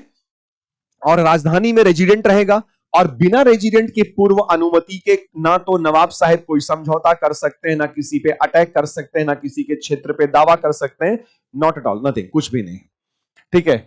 और राजधानी नगर में वो जो नाक में दम करने के लिए ब्रिटिश रेजिडेंट रहेगा, तो ये अवध तो ऑलरेडी खात्मे के कगार पे था, और वैसे भी अवध पर कब्जा अंग्रेजों को करना ही करना था, कि अवध पर क्यों कब्जा क्यों करे भाई। तो इसको यूं समझिए कि अवध का जो केस स्टडी है कि अवध अपर इंडिया का एक बहुत बड़ा बाजार था, और अंग्रेज पूंजीपतियों के लिए यहां की बरतानिया सरकार को बड़े बाजार क्रिएट करने थे, ताकि उनके कारखानों में बने हुए माल और कच्चा माल और वस्त्र और वस्तुएं यहां अवध में बेचा जा सके, बड़ी मात्रा में बेचा जा सके। तो अवध को बाजार के तौर पे अंग्रेज पूंजीपति देखने लगे थे, और जब वो बाजार के तौर पे देख रहे हैं ना, तो अवध को तो अब तो नजर लग गई डलहौजी की, तो छोड़ेगा ही नहीं। तभी तो बोल रहा ना कि अवध तो चेरी है, मजा आ जाएगा खाने में, क्योंकि ये ऊपरी भारत का, नॉर्थ इंडिया का, अपर इंडिया का बड़ा बाजार, सबसे बड़े बाजारों में से था। और अवध की मिट्टी बड़ी मुफीद थी, बड़ी बढ़िया थी नील और कपास, कॉटन और इंडिगो कल्टीवेशन के लिए। और ये नील और कपास जैसे पदार्थ, ये कच्चे पदार्थ अंग्रेजों के वहां इंग्लैंड के Manchester, Liverpool, Yorkshire, Lancashire cutlery के कारखानों में इनकी आवश्यकता पड़ा करती थी। तो नील और कपास का अच्छा उत्पादन हो जाएगा। और इसके अलावा क्षेत्रीय विलय की प्रक्रिया को पूर्ण करना उद्देश्य ही था डलहौजी का, कि उसको भेजा ही इसीलिए गया था कि भैया जो बचा खुचा है उसको जीत जात के खत्म करो, और ब्रिटिश भारत में जो अंग्रेजों की संप्रभुता, सर्वोच्चता है, उसको एक कर दो। तो अवध को तो वैसे भी नहीं छूटना था। तो और फाइनली वही हुआ जिसकी उम्मीद थी कि 1856 में अवध नवाब वाजिद अली शाह पर कुशासन, बैड गवर्नेंस का आरोप लगाया गया, और अवध को डलहौजी ने एनेक्स कर लिया, और वो ब्रिटिश इंडिया का भाग बन गया। वाजिद अली शाह को अरेस्ट करते हैं अंग्रेज, और उनको लखनऊ से अरेस्ट करके कलकत्ता भेज दिया जाता है। तो अब देखिए अंग्रेजों ने क्या किया। अंग्रेजों को यह डर हुआ कि कहीं नवाब साहब की गिरफ्तारी से अवध की जनता विद्रोह ना कर दे। तो उन्होंने नवाब का चरित्र हनन, कैरेक्टर असैसिनेट करना शुरू किया, और नवाब साहब के बारे में तरह तरह की उल्टी सीधी बातें फैलाई जाने लगी। उल्टी बातें कि नवाब ऐसा है, नवाब वैसा है, नवाब नकारा है, नवाब निकम्मा है, फलाने धमाके करके ये बातें फैलने लगी। और एक ये भी बात फैला दी गई थी कि जब अंग्रेज, ये झूठ थी, सच नहीं थी, लेकिन अंग्रेजों ने फैलाया कि जब अंग्रेज नवाब साहब को गिरफ्तार करने जा रहे थे तो नवाब भागा ही नहीं। क्यों नहीं भागा? क्योंकि उसको जूता पहनाने वाला उसका नौकर पहले ही भाग गया था। तो अब नवाब साहब जमीन पे पैर कैसे रखें, खुद से जूता कैसे पहने? सरासर झूठ, सरासर सफेद झूठ था, जो अंग्रेजों ने नवाब के चरित्र हनन का फुल प्रयास किया था। ऐसा कुछ भी नहीं हुआ था। और अच्छा देखिए, अगर वो जूता पहन के भाग जाते तब पर भी अंग्रेज बोलते कि देखा नवाब भगौड़ा था, भाग गया जूता पहन के। तो भाई हेड भी मेरा, टेल भी मेरा, सिक्का भी मेरा। अंग्रेज ताकतवर थे, शासन कर रहे थे, तो जो चाहे जैसे चाहे बोले, क्या ना। तो विद्रोह के उद्देश्य, अब देखिए विद्रोही लोग, अब ये तो कारण हो गया, बहुत ढेर सारे कारण है ना। सामाजिक सांस्कृतिक कारण हमने पढ़ा, राजनीतिक प्रशासनिक कारण पे हम चर्चा कर रहे हैं। तो राजनीतिक प्रशासनिक कारण में एक अन्य भी कारण है कि ये तो अवध और ये डॉक्ट्रिन ऑफ लैप्स तो हो ही गया। इसके अलावा मैंने आपको बोला था सामान्य सेवा भी हमने पढ़ा था, सामान्य सेवा भर्ती अधिनियम, कि वो नए भर्ती हुए भारतीय सिपाहियों को अंडरटेकिंग देना पड़ता था कि भारत में या भारत के बाहर कहीं भी वो सेवा करने के लिए तैयार रहेंगे, और अगर भारत के बाहर समुद्र पार करके गए, जहां दूब घास नहीं होती, वापस लौटे तो पता चला कि जाति से बहिष्कृत। इसके अलावा रंग भेद एक बड़ी समस्या थी कि काले और गोरे का भेद, भारतीय सिपाहियों को लोअर कैटेगरी का, निकृष्ट, ये सब समझा जाता था। उनको लो सैलरी, अंग्रेज सिपाहियों को ज्यादा सैलरी, भारतीय सिपाहियों को लो सैलरी। 35 साल भी सेवा कर लीजिए अंग्रेजों की सेना में, तो 35 साल की सेवा के बाद भी प्रमोशन नहीं मिलेगा। एक सिपाही, भारतीय सिपाही 35 साल बाद भी भारतीय सिपाही के ही रूप में रिटायर होकर के निकल आएगा। और ज्यादा से ज्यादा अगर वो बढ़ गया, ज्यादा से ज्यादा चला गया 35 साल की सेवा के बाद, तो सूबेदार बन जाएगा। नॉन कमीशन पोस्ट, कांस्टेबल से, न्यूली रिक्रूटेड सिपाही से सूबेदार बन जाएगा, नॉन कमीशन, सेकंड लेफ्टिनेंट तक भी नहीं पहुंच सकता है। तो ये तो सेना में। So the highest achievable post for any Indian in the British India army was that of subedar, and the highest achievable post for any Indian in the civil administration was that of sadar amin. नायब तहसीलदार जैसा छोटा मोटा पद सदर अमीन का हुआ करता था। तो वो भैया 35-30 साल की सेवा करिए, आप जाइए ब्रिटिश प्रशासन में, 35 साल बाद आप कहां से रिटायर हो जाएंगे? बहुत हो गया, बहुत हो गया, तो सूबेदार, सेना में सूबेदार, और सामान्य प्रशासन में नायब तहसीलदार जैसा एक पोस्ट हुआ करता था, सदर अमीन बन जाएंगे। तो जिस समय ये विद्रोह हुआ था ना, उस समय सैयद अहमद खान साहब, सर सैयद अहमद खान साहब, वो बिजनौर के, वेस्टर्न यूपी में बिजनौर, बिजनौर के सदर अमीन हुआ करते थे और वो 1857 के विद्रोह के आई विटनेस रहे हैं, आई विटनेस। और उन्होंने इस पे किताब भी लिखा है, असबाब ए बगावते हिंद, हिंद के बगावत के कारण, 1857 के महाविद्रोह के कारण क्या रहे हैं, तो उन्होंने कारणों पर अपनी पुस्तक असबाब ए बगावते हिंद में चर्चा किया है। ठीक है, तो विद्रोही चाहते क्या थे, पहले तो वो ये कि भाई धर्म बचाओ, उसके बाद में धर्म के बचाने से जो मुद्दा शुरू हुआ था वो फाइनली आजादी की लड़ाई में तब्दील हो गया कि अब तो आजादी ही करा लेते हैं मुल्क को भाई। तो हमने ये देखा कि जो सामाजिक कारण है, सामाजिक डैश कर देते हैं यहां पे, सांस्कृतिक हो गया, सामाजिक सांस्कृतिक की हमने लिखा भी था अभी। ठीक है, दूसरा जो बन रहा है कारण वो है राजनीतिक प्रशासनिक, राजनीतिक प्रशासनिक कारण, और तीसरा और अति महत्वपूर्ण वो आर्थिक कारण है, आर्थिक। तो सामाजिक सांस्कृतिक, राजनीतिक प्रशासनिक व आर्थिक कारण, ऐसे अगर आप कैटेगराइज कर लेना तो जैसे हम कर रहे हैं, तो पॉइंट्स कलेक्ट करना और आंसर राइटिंग करना आसान हो जाता है मेंस के लिए, और इंफॉर्मेशन जो इंपॉर्टेंट होती है वो प्रीलिम्स के लिए तो इंपॉर्टेंट है ही है। तो आर्थिक कारणों में हमने देखा, इस पे तो हमने चर्चा कर ले दोनों पे विस्तार से। आर्थिक कारण यह है कि जो अंग्रेजों ने भू राजस्व प्रणाली लागू की थी, वो हमने पढ़ा भी, ब्रिटिश भू राजस्व व्यवस्था या बंदोबस्त के वो जो तमाम नकारात्मक परिणाम भोगने पड़ रहे थे भारतीयों को उस समय, जैसे कि इनके नकारात्मक परिणाम ग्राम समुदाय पे पड़े थे, ग्राम समुदाय पे नकारात्मक परिणाम पड़े थे कि अंग्रेजों ने जो लगान लगाया वो जमीन पे उठा के लगा दिया। पहले के जमाने में अंग्रेजों के पहले जो लगान लगता था वो भैया फसल पे लगता था, फसल में से शेयर लिया जाता था, और अंग्रेजों ने तो जमीन पे लगान लगा दिया। अब अगर लगान जमीन पे लग गया है तो लगान की अदायगी आपको प्रतिवर्ष करनी पड़ेगी, चाहे भैया खेती करो चाहे मत करो, चाहे जहन्नम में जाओ, लगान तो देने पड़ोगे, यानी कि देना पड़ेगा। ठीक है, तो नकारात्मक परिणाम, ग्राम समुदाय पे नकारात्मक परिणाम, कृषि भूमि पर नकारात्मक परिणाम पड़ने लगा, और हमने ये देखा कि लगान का आरोपण जमीन पे कर दिया गया, लगान की अदायगी के लिए किसानों को बाध्य कर दिया गया कि लगान तो नकद में ही चुकाओ, ये फसल उसल में से शेयर हम उठा के बैलगाड़ी में नहीं ले जाएंगे भैया, ये सब पुराने राजा आप लोग के करते थे, हम नहीं इतना हेडेक लेंगे। तो अंग्रेजों ने साफ मना कर दिया कि लगान की अदायगी एकमात्र और एकमात्र कैश में होगी, कैश में कन्वर्ट करो अनाज को, फिर उसके बाद लगान जमा करो। ठीक है, तो भारी समस्याएं हो रही थी, और विलेज कम्युनिटी जो था, ग्राम समुदाय को उसके न्यायिक अधिकारों को जो मैजिस्ट्रियल पावर मिले हुए थे, मैजिस्ट्रियल पावर से डिप्राइव कर दिया गया, वंचित कर दिया गया।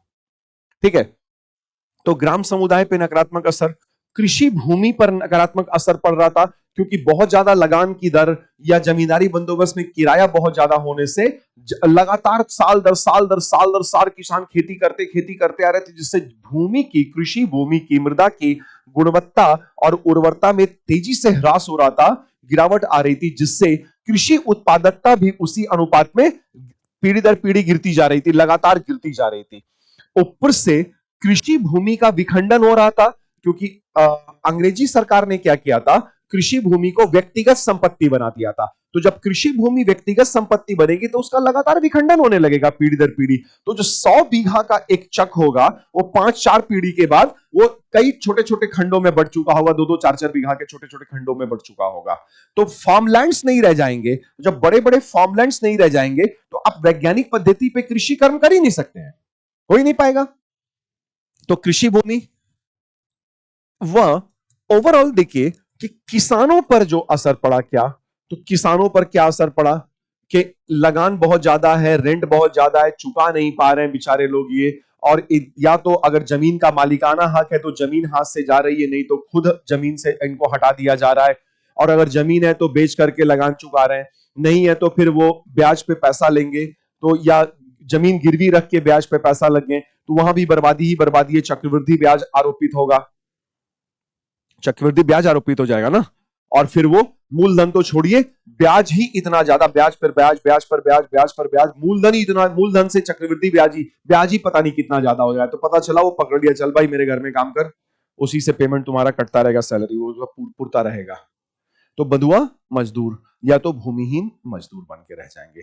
तो जबरदस्त बर्बादी आएगी और फूड रिजर्व नहीं रह जाएगा, खाद्य सुरक्षा समाप्त हो जाएगी, और ऐसे में बाढ़ या सूखा पड़ा, अनाज हाथ में है नहीं, ये अकाल पड़ जाएगा। और एक बार अकाल पड़ा तो लाखों लाख लोग, गांव के गांव साफ हो जाया करते थे भयंकर तरीके से, ये हो जाएगा। तो किसानों की भयंकर बर्बादी। उधर दूसरी तरफ शहरों में खासकर अंग्रेजों की नीतियों से, जो हमने पढ़ा पिछले लेक्चर्स में, भारतीय पिछले लेक्चर्स में आप देखिएगा अगर नहीं पढ़ा होगा तो, हस्तकरघा उद्योगों का पतन, भारतीय हस्तकरघा उद्योगों का पतन हुआ, और विशेष तौर पे वस्त्र उद्योग का। और इससे क्या हुआ, लाखों मजदूर, शिल्पकार, बुनकर, कपड़ा रंगने वाले, रंगरेज, चिप्पीगार, if you could recall our previous discussion, रंगरेज, चिप्पीगार आदि बड़ी संख्या में बर्बाद होते हैं, ये बर्बाद हो जाएंगे।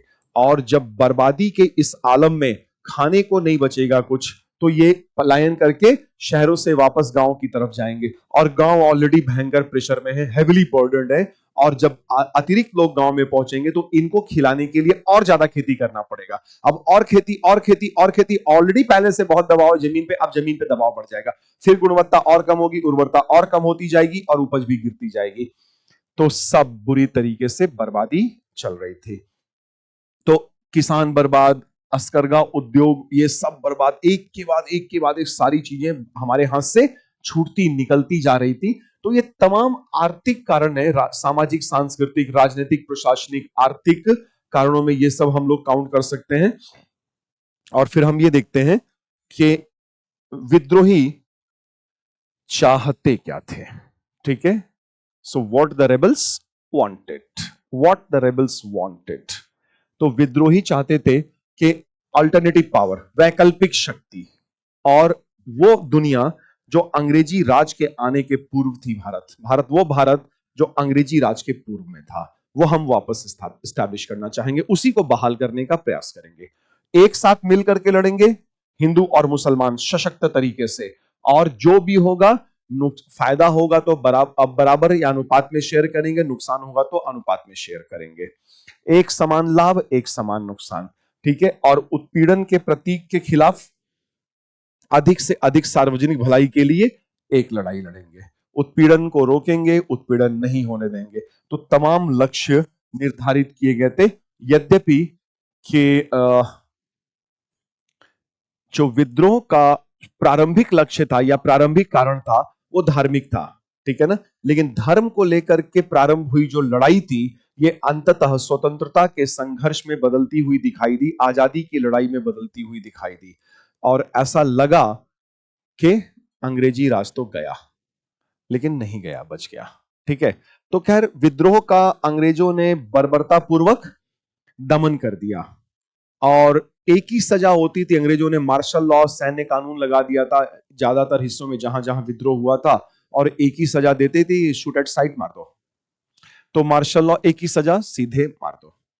तो मार्शल लॉ, प्रयुक्त सैन्य शक्ति, आपसी एकता को तोड़ना, डिवाइड एंड रूल शुरू हो रहा है, और सांप्रदायिकता की भावना हिंदुओं और मुसलमानों में लाना ना, और दूर करना इन्हें, क्योंकि ये तो बहुत ताकतवर यूनिटी, यहां पे सशक्त एकता दिखाई दी थी। तो एकता को तोड़ते हुए विद्रोहियों को बेदखल कर दिया गया, और अंग्रेजों के प्रति वफादार को, जो वफादार लोग थे, को पुरस्कार प्रदान किया गया, अंग्रेजों के वफादार लोगों को, ठीक है। और जो भी बड़े बड़े जमींदार एक बारगी के लिए जो विद्रोह में आए भी थे, उनको अंग्रेजों ने बोला लौट जाओ, जमींदारी वापस कर देंगे। तो डर के मारे लौट आए, भैया चलो चलो लौट चलते हैं, जमींदारी वापस मिल रही है, कोई दिक्कत नहीं है। तो बहुत सारे जमींदारों को इस तरह से अंग्रेजों ने विद्रोहियों के साथ से तोड़ लिया कि अभी आपकी जमींदारियां तो छीन लेंगे, लेकिन अभी छीन लिया लेकिन हम वापस कर देंगे, अगर लेना है वापस तो वापस आ जाइए। तो वो लोग वापस चले जाते हैं। ठीक है, तो विद्रोह का बड़ा निर्ममता पूर्वक दमन हुआ और फिर देखिए कि विद्रोह असफल रहा, विफल हो गया। लेकिन मैंने आपको शुरू में ही बोला था, विद्रोह की विफलता को हम किस रूप में देखेंगे? विद्रोह की विफलता को हम तात्कालिक रूप में देखेंगे। क्या तात्कालिक रूप में? कि उस समय जो विद्रोही चाहते थे वो था अंग्रेजी राज को उखाड़ के फेंक दिया जाए। उस लक्ष्य की प्राप्ति में असफल हो गए ना, इसलिए विद्रोह को हम असफल या विफल मान रहे हैं। लेकिन अगर दीर्घकालिक इसका योगदान देखेंगे विद्रोह का, तो ये विद्रोह कहीं से असफल नजर नहीं आएगा और आजादी की लड़ाई में लगातार ये विद्रोह हमें प्रेरणा देता रहेगा, प्रेरणा स्रोत का काम करता रहेगा। और एक चीज और आगे हम पढ़ेंगे कि जब 1942 का भारत छोड़ो आंदोलन प्रारंभ होगा ना, तो 1942 के भारत छोड़ो आंदोलन और 1857 के विद्रोह का जो नेचर है ना, पैटर्न और नेचर है, वो लगभग एक जैसा आपको दिखाई देता है, एक जैसा दिखाई देता है। क्षेत्र भी वही है, क्षेत्र भी वही है, ठीक है, हिंसक प्रवृत्ति भी है। हालांकि महात्मा गांधी ने नहीं कहा था कि हिंसा करो, वो तो हम लोग पढ़ेंगे ही पढ़ेंगे आगे। तो विद्रोह तात्कालिक लक्ष्यों की प्राप्ति में विफल होता, यह ध्यान रखिएगा हमेशा ना। तो अब एक देखिए कि अंग्रेजी शिक्षा नीति का जो असर आया, 1835 का जो भारत शिक्षा अधिनियम अंग्रेजों ने लागू किया और अंग्रेजी भाषा को भारत में शिक्षा का माध्यम बनाया गया, और मैकाले की शिक्षा नीति का उद्देश्य उसी के आधार पर बनाया गया था। वो अधिनियम 1835 का भारतीय शिक्षा अधिनियम लॉर्ड मैकाले के मिनट पे घोषणा पत्र पे, 1833 वाले घोषणा पत्र पे बनाया गया था। उसका उद्देश्य था भारतीयों को जहनी तौर पे दिलो दिमाग से गुलाम बना लो। तो जो लोग अंग्रेजों के स्कूल्स कॉलेजेस में पढ़ के आ रहे थे और जो भारत का मध्यम वर्ग उभर रहा था उनकी शिक्षा पद्धति के कारण, तो वो मध्यम वर्ग तो ये पढ़ के आ रहा था benefits of the British Raj in India, benefits of the British rule in India. Her class के हर किताब का पहला चैप्टर ही यही होता था, भारत में ब्रिटिश शासन के लाभ, भारत में ब्रिटिश शासन के लाभ। तो जो पूरा जनरेशन, एक पूरी पीढ़ी ये पढ़ के आ रहा था कि भारत में ब्रिटिश शासन के बड़े लाभ हैं, ठीक है, तो वो तो जाहिर सी बात है अंग्रेजों के साथ खड़ा होगा। तो भारत का उभरता हुआ शिक्षित मध्यम वर्ग वो अंग्रेजों के साथ खड़ा था। इसके अलावा जो व्यापारी लोग थे, जिन्हें यह लगता है कि भैया हमारा व्यापार चलना चाहिए, लॉ एंड ऑर्डर की प्रॉब्लम ना खड़ी हो, तो व्यापारी वर्ग ने भी अंग्रेजी राज का साथ दिया। और कई जगहों पे तो इन लोगों ने खड़े होकर के प्रार्थना भी की है, प्रभु अंग्रेजों को जिता देना, अंग्रेजी राज को बचा लेना, विद्रोहियों को हरवा दो। ठीक है, उनकी उस जमाने के हिसाब से अपनी सोच थी, ठीक है ना। इधर दूसरी तरफ हम ये देखते हैं कि जो राजा लोग हैं, बड़े बड़े जमींदार हैं, वो सब अंग्रेजी राज का साथ दे रहे हैं, और न केवल सक्रिय साथ दे रहे हैं बल्कि आर्म्स एंड एम्युनिशंस दे रहे हैं, उन्हें अस्त्र शस्त्र प्रदान कर रहे हैं, धन मुहैया करा रहे हैं। अब देखिए, जैसे यहां पर अगर हम उदाहरण लिखे, नेपाल का राजा, उधर दक्कन में हैदराबाद का निजाम,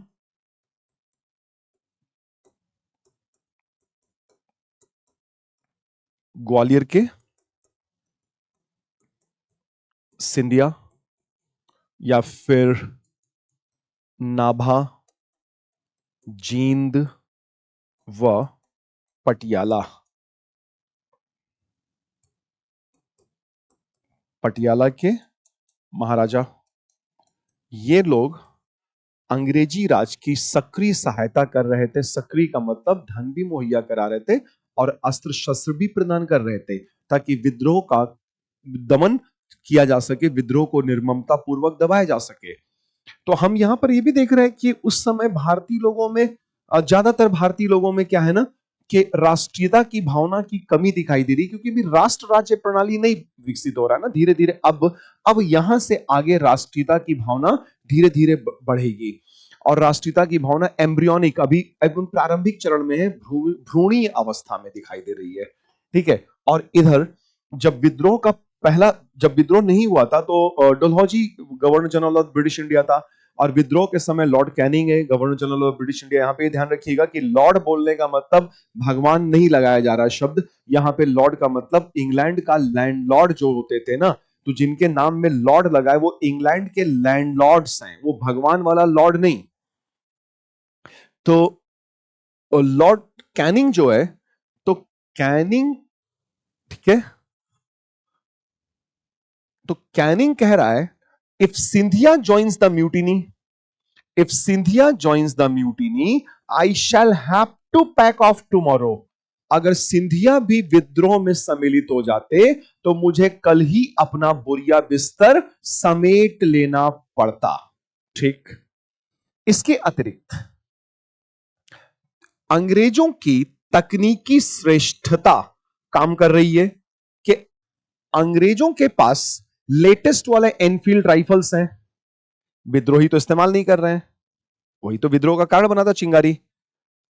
ये तकनीकी श्रेष्ठता है इनके पास, तार वाली लाइन है टेलीग्राफ लाइंस में जिसमें से क्विक कम्युनिकेशन हो जा रहा है। तो एक विद्रोही ने कहा भी, और विद्रोहियों का तकनीकी पिछड़ापन हमें यहां पे समझ में आ रहा है, तो एक विद्रोही ने कमेंट भी किया था कि ये जो तार वाली लाइन है ना, ये लड़ने के पहले ही हमारा गला घोंट देती है।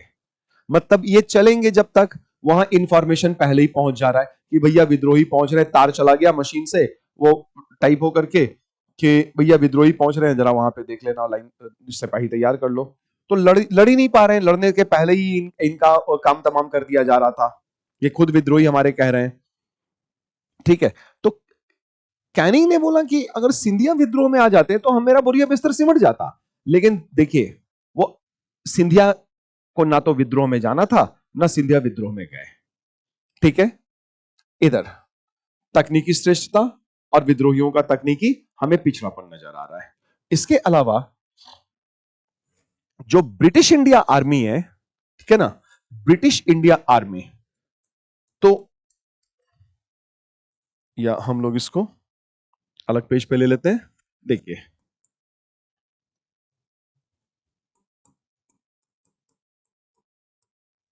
ब्रिटिश इंडिया आर्मी,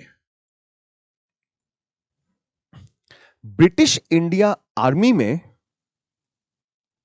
बहुत से भारतीय सिपाही तो अभी भी बने हुए थे। आधे से ज्यादा भारतीय सिपाहियों ने तो विद्रोह किया ही नहीं था ना।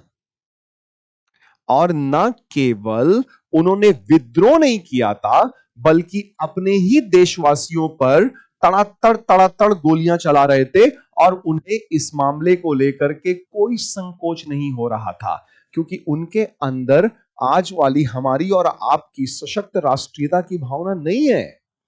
तो उनको आज के नजरिए से मत देखिए। ठीक है। तो ब्रिटिश इंडिया आर्मी में जो कमांडर्स हैं उनके, वो बड़े डिसिप्लिन और बड़े पावरफुल कमांडर्स हैं। तो कमांडर्स ने योग्य नेतृत्व प्रदान किया। ठीक है, योग्य नेतृत्व प्रदान कर दिया कमांडर्स ने।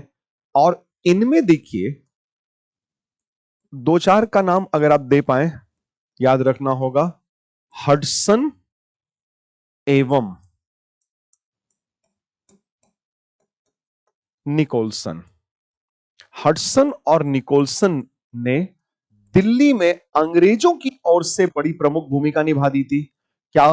क्योंकि जब विद्रोहियों ने दिल्ली पर कब्जा लिया और बहादुर शाह जफर को शहनशाह हिंदुस्तान, वो तो कागज पे थे ही, घोषित किया, तो दिल्ली इनके हाथ से निकल गया था कुछ महीने के लिए, 3 महीने तक के लिए।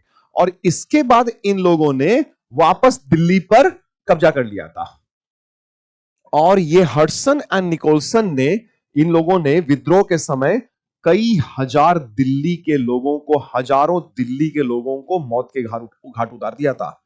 और बहादुर शाह जफर के परिवार वाले और वो लोग हुमायूं के मकबरे में छुपे हुए थे, वहां से अरेस्ट कर लिया और बहादुर शाह जफर के पुत्र का गला काट करके, सिर काट करके, इनके रिलेटिव्स पुत्रों का वो थाली में रख करके बहादुर शाह जफर को प्रस्तुत किया था, पेश किया था। इतनी निर्ममता। और बहादुर शाह जफर के सीने पे सोचिए दिल पे क्या बीती होगी बच्चों का सिर थाली में देख करके। के तो और खुद बहादुर शाह जफर को भी अरेस्ट किया गया, गिरफ्तार किया गया, उन पे मुकदमा दायर किया गया, मुकदमा चलाया गया और मुकदमा चला करके उनको दोषी बना करके उन्हें भेज दिया गया, हटा दिया गया दिल्ली से और हटा करके उधर म्यांमार भेज दिया गया, बर्मा। तो जब बर्मा गए बूढ़े बादशाह तो करीब 7-8 साल वहीं जिंदा रहे। तो उनके साथ एक खादिम, अटेंडेंट, पर्सनल अटेंडेंट और एक खाना बनाने वाली और कुछ लोग और गए। तो वहां पर कुछ था ही नहीं, ना दूर दूर तक इनका कुछ नहीं। वहां तो वो लोअर बर्मा वाला पार्ट था, अंग्रेजों ने कब्जा लिया था, वहां पे जीत लिया था उससे डलहौजी के समय में ही। लोअर बर्मा को पीगू कहते थे, लोअर बर्मा, पीगू। तो बादशाह सलामत पहुंचे तो वहां पे कुछ था ही नहीं, ना रहने का, ना कुछ ना कुछ। तो जो अंग्रेज सेनापति था वहां पे, उसने तरस खा के बूढ़े बादशाह को कि बहुत ज्यादा उम्र है इनकी, 80 साल की उम्र है, तो चलो छोड़ो, इनको रहने के लिए गराज दे देते हैं।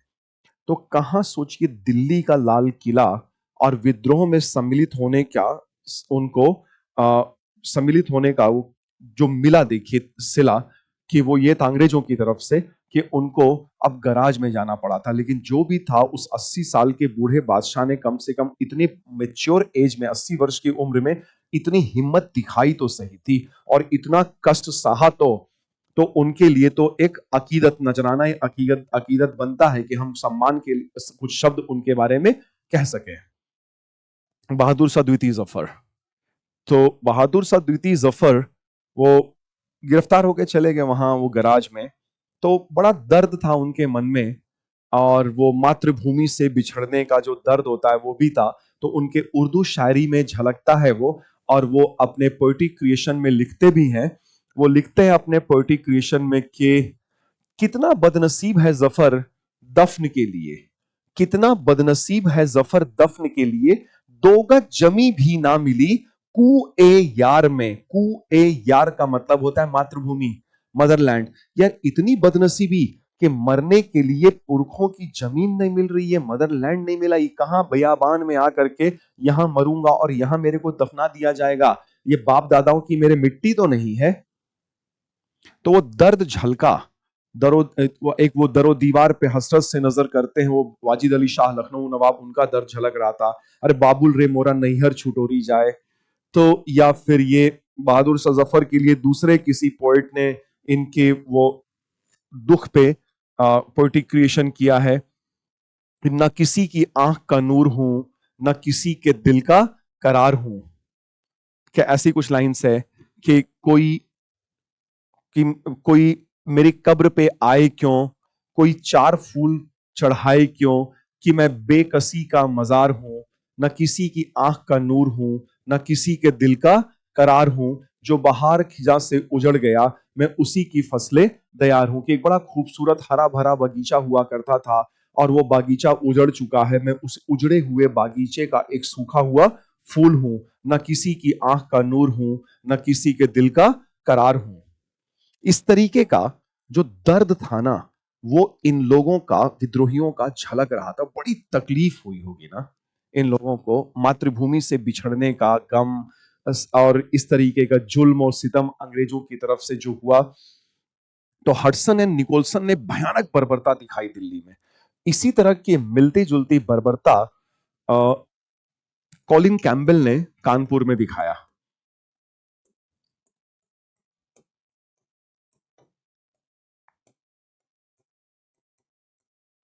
कानपुर, ठीक है। लॉरेंस ने लखनऊ में, हेनरी लॉरेंस लखनऊ में, उधर कैप्टन नील करके था, उसने विद्रोह का बर्बरता पूर्वक दमन किया, विशेष तौर पे बनारस व प्रयाग, इलाहाबाद, प्रयागराज, ठीक है ना। और ऐसा बताया जाता है देखिए कि बनारस और इलाहाबाद के बीच का जो टोटल डिस्टेंस है ना, वो तकरीबन 125 किलोमीटर के आसपास है। तो कहते हैं कि उस दो शहरों के बीच में कोई ऐसा पेड़ नहीं बचा था जिस पे विद्रोहियों को मार के टांग ना दिया गया हो और महीनों तक लाशें सड़ती और लटकती रह गई थी। इस कदर बर्बरता पूर्वक दमन किया था और बर्बरता दिखाई थी कैप्टन नील ने इलाहाबाद और बनारस में। जबकि इलाहाबाद में अ, दो लोगों ने बड़ा सशक्त विद्रोह में नेतृत्व प्रदान किया था इलाहाबाद में, लोकल हिस्ट्री इलाहाबाद के बीच में। तो एक इलाहाबाद की रानी लक्ष्मीबाई हैं, जिन्हें कहा जाता है इलाहाबाद की रानी लक्ष्मीबाई। वो बताएंगे आप लोग कमेंट में? चलिए बताता हूं, बताइए आप लोग बताइएगा। इलाहाबाद की अ, रानी लक्ष्मीबाई, उनके नाम में लास्ट में बाई लगता है। और इलाहाबाद से ही मौलवी साहब, जिन्होंने विद्रोह में सशक्त भूमिका निभाई थी, जिनके नाम के बाद अली लगा हुआ है, वो बताइएगा। दोनों लोग को बताइएगा, ढूंढिएगा मत गूगल पे मत, आप अगर पता होगा तो बताइएगा, ठीक है ना। तो बनारस व इलाहाबाद बर्बरता पूर्वक दमन होता है, ठीक है। तो ये एक अन्य कारण बन रहा है, ठीक है ना, यहां पे अन्य कारण बन रहा है। इधर भारतीयों में जो सेंट्रलाइज कमांड है ना, वो कमजोर है। जो केंद्रीकृत, भारतीयों का केंद्रीकृत कमान, वो केंद्रीकृत कमान कमजोर है। कि खुद आप देखिए कि जो मुख्य भूमिका में है, मुख्य नेतृत्वकर्ता जिनके नाम पर विद्रोह चल रहा है, बहादुर शाह द्वितीय जफर, मुगल सम्राट शहंशाह, वो खुद 80 साल की अवस्था में है। कुछ नहीं बचा है, ना साम्राज्य है, ना धन दौलत है, ना कुछ है। कहते तो ये भी है कि महल के बर्तन गला गला करके किसी तरह से काम चलाया जाता था। तब पर भी उन्होंने कर विद्रोह में अपने आप को झोंका। लेकिन जो सेंट्रलाइज कमांड होता है ना रिवोल्ट का, जो सेंट्रलाइज कमांड है बहादुर जफर का, सेंट्रलाइज कमांड थोड़ा कमजोर है। तो लैक ऑफ सेंट्रलाइज कमांड, तो सेंट्रलाइज कमांड ये कमजोर था। और जो नेतृत्व करता थे हमारे, वो एक दो लोगों को छोड़ करके कमजोर नेतृत्व प्रदान किए। कमजोर नेतृत्व सिवाय दो लोगों के, रानी लक्ष्मीबाई, रानी झांसी, जिन्होंने सशक्त नेतृत्व दिया, वह मौलवी अहमदुल्ला, लखनऊ में चिन्हट में डंका शाह जिनको बोला गया, मौलवी अहमदुल्ला शाह या डंका शाह, इन दो लोगों ने बड़ा तगड़ा नेतृत्व दिया था। लेकिन बाकी जो हमारे नेतृत्व करता थे ना, जिस स्तर का उन्हें नेतृत्व प्रदान करना चाहिए था, उसके जो भी कारण रहे होंगे, वो उस स्तर का नेतृत्व प्रदान कर नहीं पाए। और lack of centralize command and effective leadership becomes an important reason for the failure of the revolt, ठीक है, ये होता है। और ये भी कि उस समय भारतीय समाज का जो चरित्र था ना, वो औद्योगिक नहीं था। तो समाज का जो हमारा चरित्र था, वो मध्ययुगीन था, मुख्य रूप से सामंती चरित्र था। और उधर दूसरी तरफ अंग्रेजों का चरित्र आप देखेंगे ना, तो अंग्रेजों के यहां औद्योगिकरण हो चुका था। 1813 में ही इंग्लैंड का औद्योगिकरण पूर्ण हो चुका था और इंग्लैंड औद्योगिक क्रांति का अनुभव कर रहा था। तो 1857 में अंग्रेजों के यहां हालात काफी बेहतर थे, वो बड़े मजबूत स्थिति में थे और वो प्रगतिशीलता था। अब यहां पे नहीं दिख रहा है उनकी प्रगतिशीलता, यहां तो बर्बरता दिखा रहे हैं अंग्रेज, वहां इंग्लैंड की हम बात कर रहे हैं, ब्रिटेन की बात कर रहे हैं। वहां पे वो बड़ा प्रगतिशील समाज हो चुका था, तेजी से आगे बढ़ता हुआ समाज हो चुका था। और हमारा समाज अभी भी, चूंकि हम गुलाम भी हो चुके थे, तो हमारे समाज का चरित्र बजाय प्रगतिशील के थोड़ा सामंती हो गया था। तो ये एक सेटबैक था हमारे लिए कि अगर हमारा भी समाज प्रगतिशील होता तो थोड़ा और अंतर आ सकता था। तो ये भी एक कारण बनता है। तो इन तमाम कारणों का मिला जुला परिणाम यह होता है कि विद्रोह अपने तात्कालिक लक्ष्य की प्राप्ति में हमें असफल दिखाई देता है। लेकिन जैसा कि मैंने आपको 2-3 बार कहा कि अगर दीर्घ काल के लिए देखेंगे तो यह विद्रोह निश्चित तौर पे हमें सफल प्रतीत होता हुआ दिखाई दे रहा है, योगदान के लॉन्ग टर्म में इनका जो कंट्रीब्यूशन है उसमें। तो अब हम इसके एक और पक्ष तो हो गया, ठीक है, कि कैसे असफल हो गया। और अगर हम इसकी प्रकृति देखें, nature of the great revolt देखें, विद्रोह की प्रकृति कैसी थी विशेष तौर पे, ठीक है ना, प्रकृति। तो अब देखिए, इसमें यह है प्रकृति को लेकर के कि बड़ा विवादित हो जाता है कई बार, इसको यह विवाद बना दिया गया है कि साम्राज्यवादी जो अंग्रेज इतिहासकार है, तो अंग्रेज इतिहासकार दे वुड से, वो कहेंगे कि 1857 का महाविद्रोह, जिसे हम महान विद्रोह कह रहे हैं, वो एक सिपाही विद्रोह था। जबकि ऐसा तो था नहीं कि सिपाही थे, सिपाही तो थे ही थे हमारे विद्रोही सिपाही, लेकिन उनके साथ साथ बड़ी संख्या में अन्य लोग भी तो थे, सिविलियंस भी तो थे। और राष्ट्रवादी इतिहासकारों का एक गुट जो एक पक्षी व्याख्या कर देगा कि भाई ये महान विद्रोह स्वतंत्रता का पहला संघर्ष था, तो ये पहला तो नहीं था कम से कम, ठीक है ना।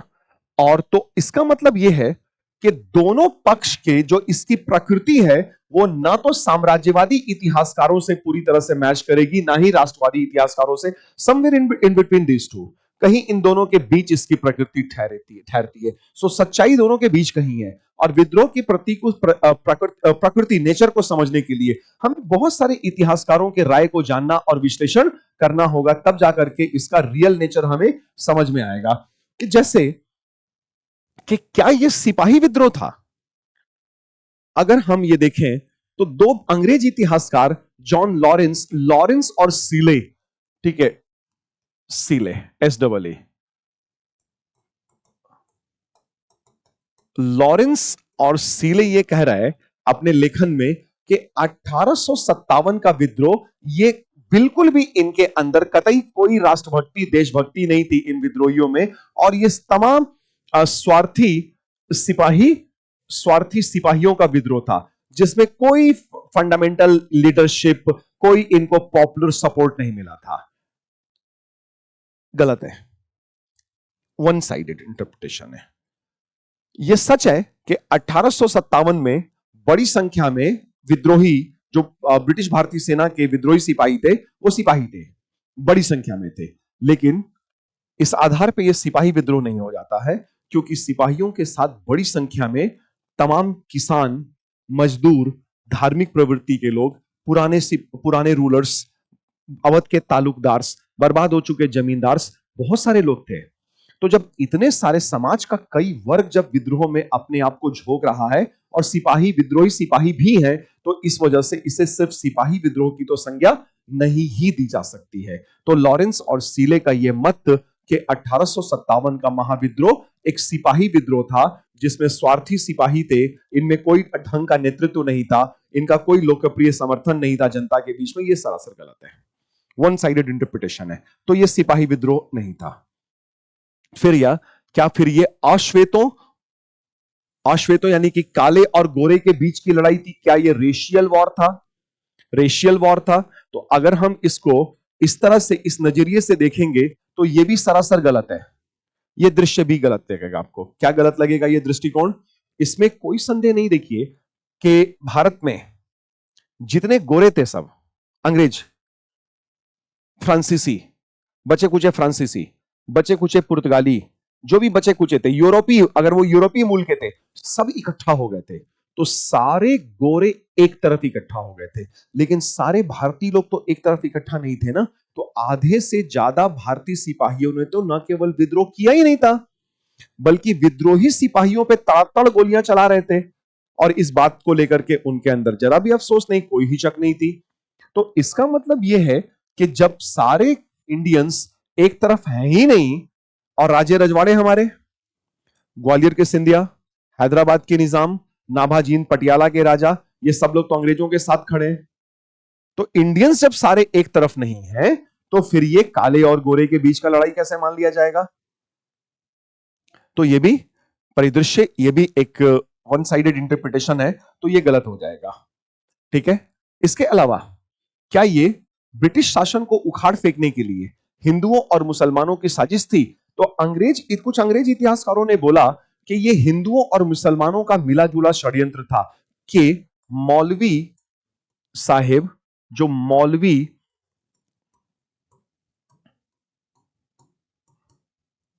अहमदुल्ला शाह थे, और रानी झांसी, और उधर तात्या टोपे, इन लोगों ने विद्रोह के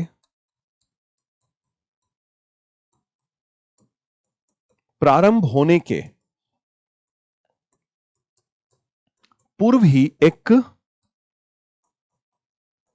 प्लानिंग की थी, एक योजना बनाया था। इनकी गुप्त बैठक हुई थी और एक योजना बनाया गया था कि इस तमाम लोगों को, हिंदुओं और मुसलमानों को मिल करके अंग्रेजी राज को उखाड़ के फेंक देना चाहिए।